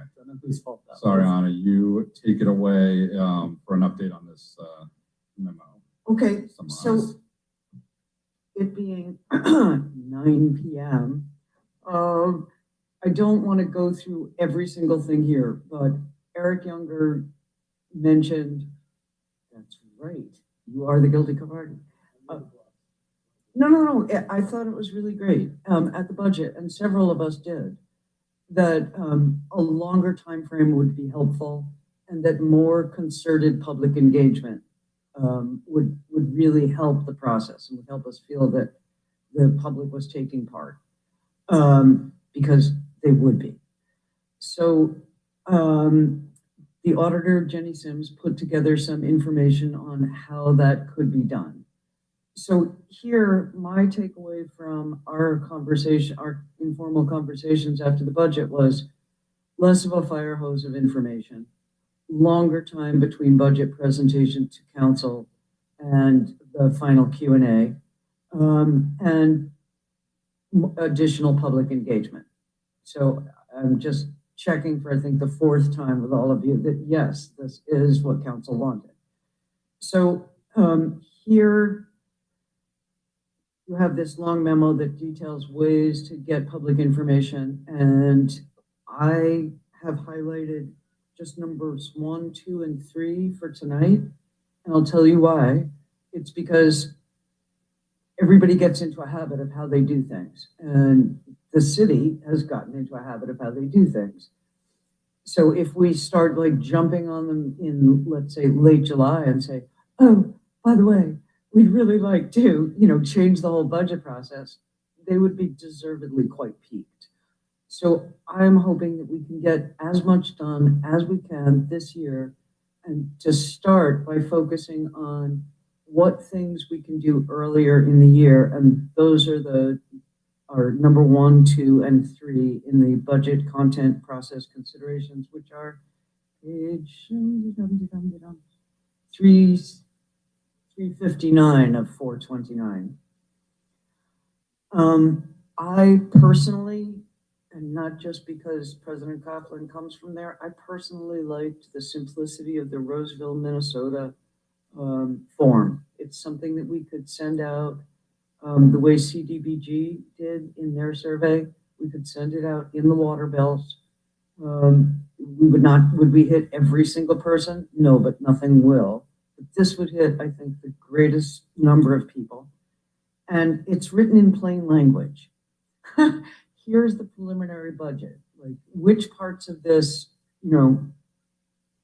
are what you want from the city? Which parts aren't? What changes would you suggest? 1, 2, 3. It's a busy world. That seems like we would get productive results from that. I'm perfectly happy to hear about anything else that you all have to propose. Like for me, the city of Redmond recruits a volunteer team of community members means like, oh wait, who's going to supervise that? Who's going to recruit that? Who's going to have the meetings? And I think the main decision we were hoping to get back to Mike Riley tonight was on that proposal to expand the budget week. Yeah. So because I think that's the one thing that needs to be set ASAP, and then the rest of this we can keep giving feedback and work with Mike. There are a number of ways, and that's number 3 on this item 3. So are we all in agreement there wasn't time for us to absorb everything? And I think, and just parenthetically, I'd also like to expand to include Eric's proposal for a number of years in a row now that council think about what money we want. Like, I personally want a striping machine for us. And I think you all know that. But if we introduce that earlier in the year, that would be something, that would be our own meeting though. So I'm not going to talk about that right now. Right, and I still got the 5th Wednesday in May as a reserved placeholder for that discussion. Okay, if you would send us something formal so that we could show it to people and say, look, I really can't go away with you. Yeah, if we decide. I have to do this meeting. That would be great. There are a number of different, if you follow these links to the Ridgefield, Washington and the Redmond biennial budget calculator, you can see how they managed to move time around. We have 2 ways to go here. We can't extend the final very much because printing takes time, because amassing information and making changes and checking it with everybody takes time. And Thanksgiving happens. So is it possible that we can extend the end date to like mid-November? Would that work for most people? Not just most people on the council, but most people, do you think? I think Eric, you've been through this process many times. Yes, he has. So this is a Lori Smith, Mike Riley question. We can't answer that here. There are specific deadlines, first reading, second reading. It's a really tight schedule. So my recommendation on all this is Jenny did a tremendous job. Give us 12 bullet points to consider. But we're such a big group, 7 people, that first of all, I do agree with you. We need to have time to let the administration know what the council's, what we're looking focused on the budget. But what I'm suggesting is you can't overhaul this budget process in 1 year.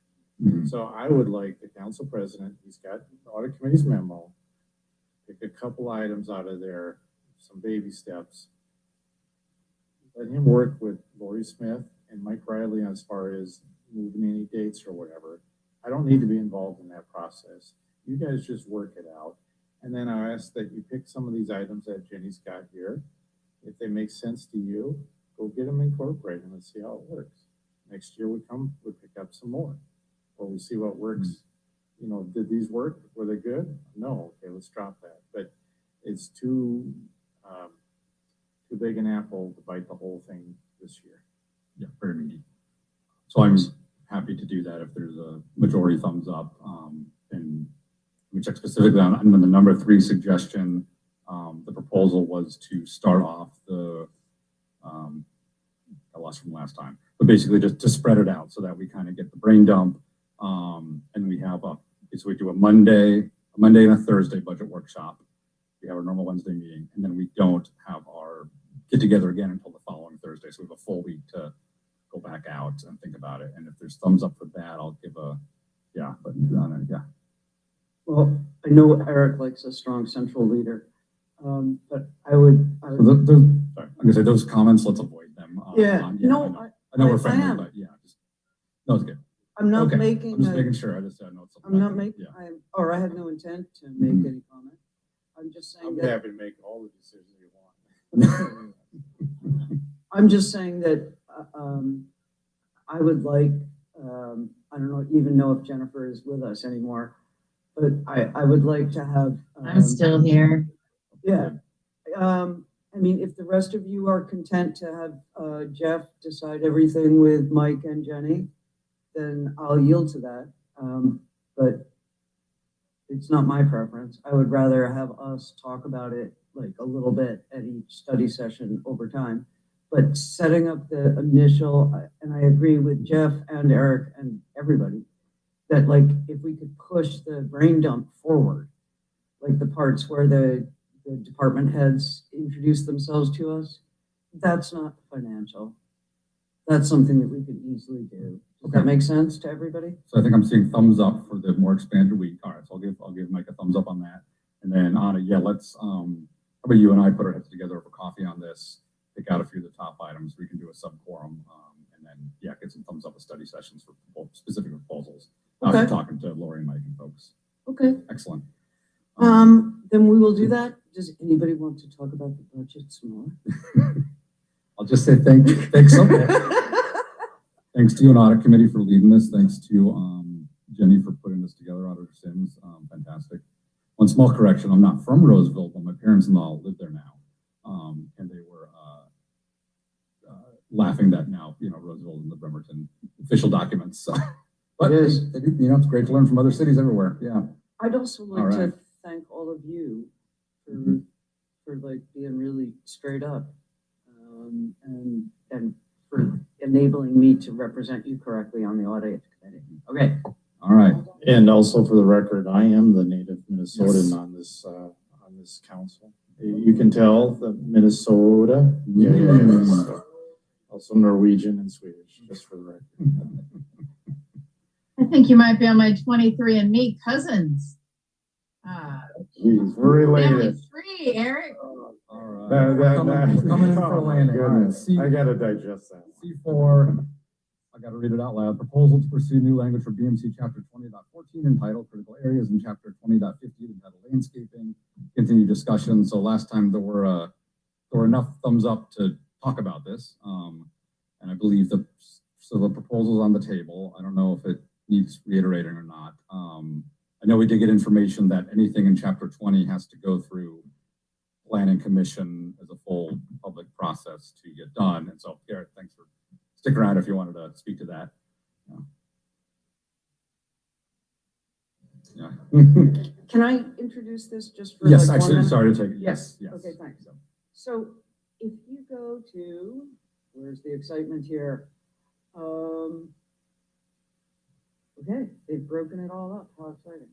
All right, so on page 365 of 429, these are our stewardship goals. These are the things that we publish in the comprehensive plan.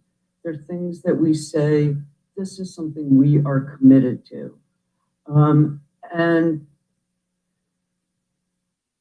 Garrett probably is, or Director Spencer is going to say, well, what's the rush? We have to work on the comp plan for 2 more years. And so I would just like to show you a couple of more photographs to say, here's what the rush is. Okay, is that all right? Okay, you guys are very indulgent.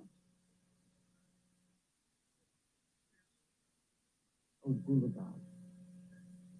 All right, so this is 2774. This is 2774 Marine Drive. This absolutely, these people applied for a permit, but they didn't need to. Applied for a permit to cut down the trees, but they didn't need to. They just did it to try to, keep on the right side of the neighbors. They cut down, can you see these very large mature trees in the background? Those covered the entire property. There was no permit violation whatsoever. There was no violation of our critical areas regulations. There was no violation of our landscaping standards. This was totally legit. The large trees are there because of the 300-foot shoreline interdiction against cutting any trees. These trees that harbored foraging raptors, hawks, eagles, herons are gone. Not only were they gone, they were chipped, but that of course is not germane. So that's 2774 Marine Drive. That was last year. This year, remember 6th and Marion, all of the emails that we all got about that development there? And they were leaving trees. They had left quite a number of trees, but then they decided against that. I'm quite certain that there has still been no permit violation. This is the vista from the street of the entire 6th and Marion. There is one tree. There's a whole lot of no trees. And it's just, I can go on and show you lots of more photographs of this, but it's just going to be, level, flattened ground.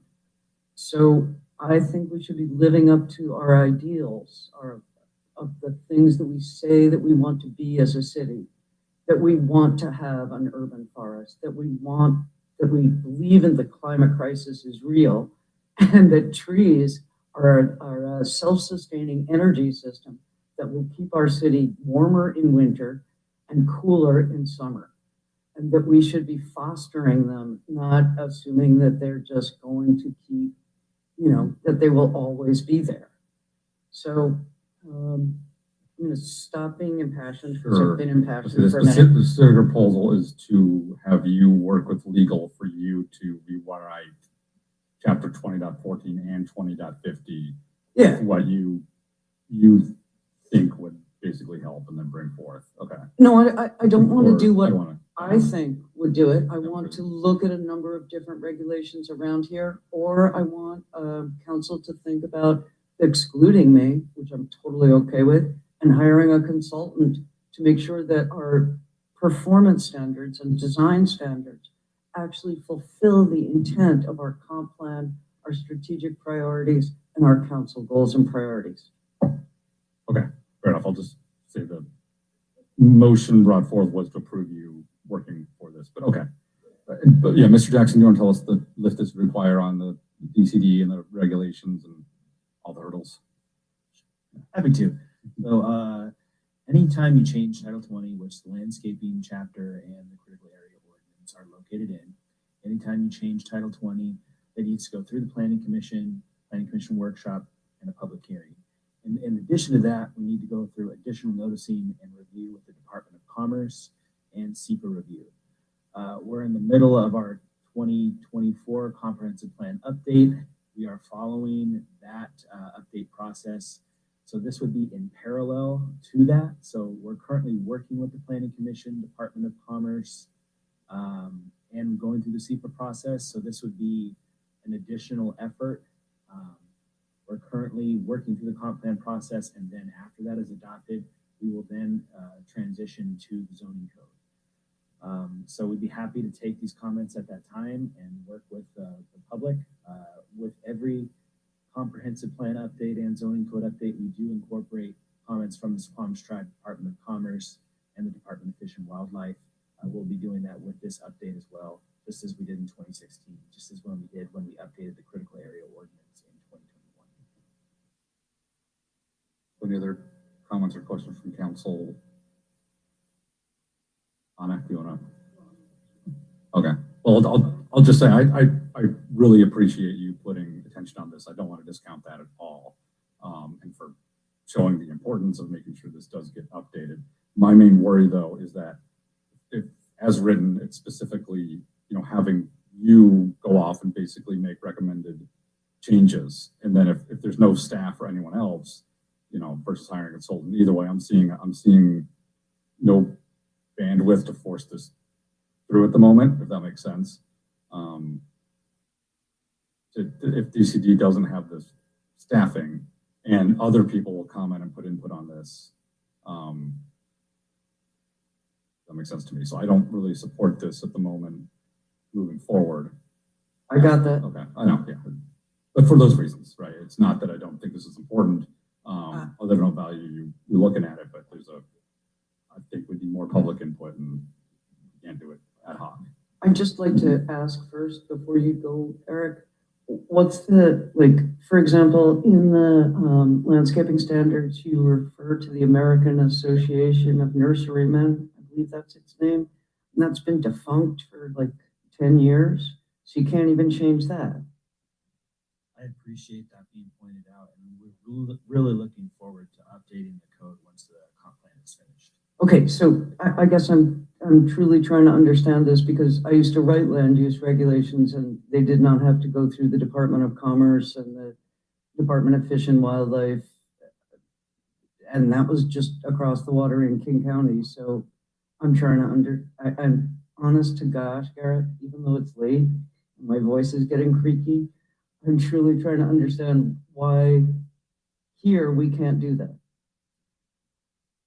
I don't know why you would be operating under a different procedure that's absent from the Department of Commerce and SEPA being required for land use updates. It's a basic growth management act requirement, so that we follow every time we do a zoning code update.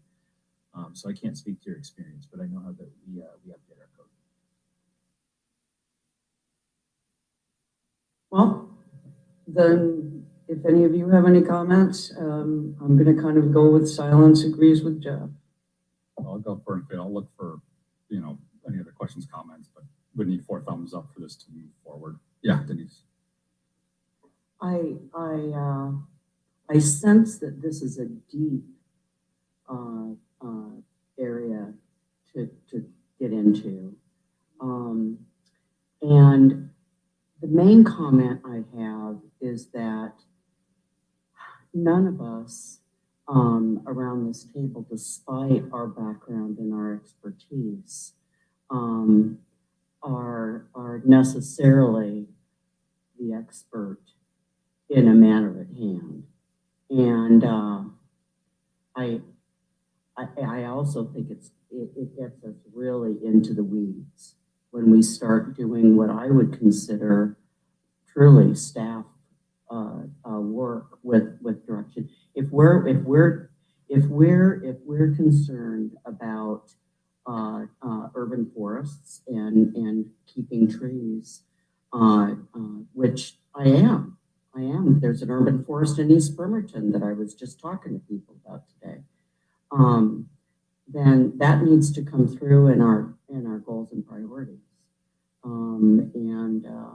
So I think in the topic and in heart, I support it. It's the means and the timing of getting there that I feel it's just not the right time, perhaps. Same. If this was personally, if this was a quick update or very targeted that didn't require going through planning commission, I'd have a lot more support for it, and I appreciate it. But no, you summed up my thoughts. Okay, so I'm not seeing, nope, but super appreciated, and it's fantastic to be able to bring and discuss it. So. And then Jennifer, I'm so sorry. That's okay. Hi, Garrett. Oh, I'm gonna Sorry, I got a couple of just a quick questions. So, what I appreciated about what Anna brought forward is that it gives us the opportunity to perhaps reevaluate areas that might be defined that might not be defined as critical areas, but should be. So did I hear you say that there's space for it during the zoning code updating, which is the next phase after the comp plan? Right, so the comp plan is a good time if you have aspirational goals that are more general, to include those in the comprehensive plan that will guide the city for the next 20 years. And then the nuts and bolts portion of that is the zoning code.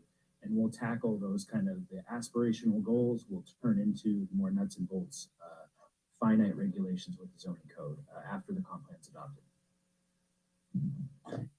Okay, thank you. I appreciate that there were some things that are going to come out of this that will help you improve your code, some things that were pointed out. So thank you, Councilmember Mockler, for being so thorough about that. Okay. I echo. I truly do echo. This is going to help improve in the long run. Okay, we'll wrap up here. Item C5 was update on $10,000 allocation for downtown restrooms. I'll keep this brief. I think as a quick recap, we had the discussion last year, the G2 housing in group and other folks brought forward this proposal as $10,000 for, I'd say kind of well, it's not a massive lift, but something that would hopefully improve quality of life for some folks. Give credit, there were a lot of discussions. My understanding is work by, staff to figure out where this could go. I know legal took a long look at the potential liabilities, especially if one site possibly identified was a parking stall. And so the mayor and city attorney and myself met to discuss that. And then I reached out and met with Lauren Cameron and the other G2 folks a couple of days ago and kind of talked through it. At the time, it was understandable that this is probably not going to work legally from the city, but that, I really appreciate folks looking into it, the feasibility, and that they were okay with moving on to look at a different way to spend this money and would reach out and set up a meeting, especially with PCHS and Salvation Army, that I'd be happy to attend to brainstorm if there's a way to use this 10,000 to maybe work towards a more permanent solution with one of those providers is an option, snowball in the money. And then tonight I heard from one of the group members right during the middle of the meeting that they were maybe wanted to move forward with the public restroom again. So I will keep talking with them and see where they're ultimately landing at as far as their request goes. But I think we've got a lot of time left in the year on how we want to spend this money. So I'll keep talking with them and see if we can get to a resolution on the best way to spend this. And I think that the bottom line is absolutely by the end of the year, we will have found a way to spend this money on a good way that helps the folks that was intended to help. So if there's any questions there, Anna, I heard a President Coughlin. Okay. President Coughlin. Perfect. Sorry, the phrase, and then I'll go to Jennifer. Did I misspeak something? I'm so sorry. Okay. All right, sorry, Jennifer. Sure. I'd love to be able to collaborate with you on these discussions. Are you open to inviting me to the next conversation that you're going to have regarding it? I haven't been included with it, but up to this point, so I'd love to be involved if that's okay. Yes, no, I think that'd be great. We'll work together on it. All right. Thank you. Cool. Other general council business? Absolutely, yeah. It's a tough one. It's been a long, good conversation. I appreciate everybody working on it. Yeah. It's been such a short meeting. I have some additional items I'd like to discuss. Wait, I'm going to pull up my slides. All right. I have one quick thing. Quick. It's going to be so quick. Go for it. Okay. The Bremerton walking map. I've received a couple of notifications from folks that they weren't included on it. I sent personally an email to the events. On the walking map that was published, there's an email address that you can send corrections to. So if you do get, anybody who's saying they weren't included in that area, there's an email address to send corrections to. I hope that it's received. And just, I see some confused looks, Jennifer, sort of clarify, I believe this is the map of businesses and cultural institutions in the city that's maintained by the mayor's office. Yes. Website. Yes. So I just wanted to kind of share that there were some people that felt like they were left out of that. I felt like it was important to mention because we have a very robust business community. And I was in a conversation and two people just happened into the conversation that weren't included on it that had businesses. So, okay, that's it. Thank you. Bye. No, fantastic. That's good. I've heard similar feedback, so excellent. All right, see nothing else. Finish it up here. A reminder that a recording will be available online within a few days following the meeting. For our meeting schedule, no meeting will be held next week on March 29th. We'll enjoy a nice week off for everybody. The next City Council meeting will be held on Wednesday, April 5th, 2023 at 5:30 p.m. in the first floor meeting chambers with a remote option. Thank you, everybody, for the late night. Meeting is adjourned. On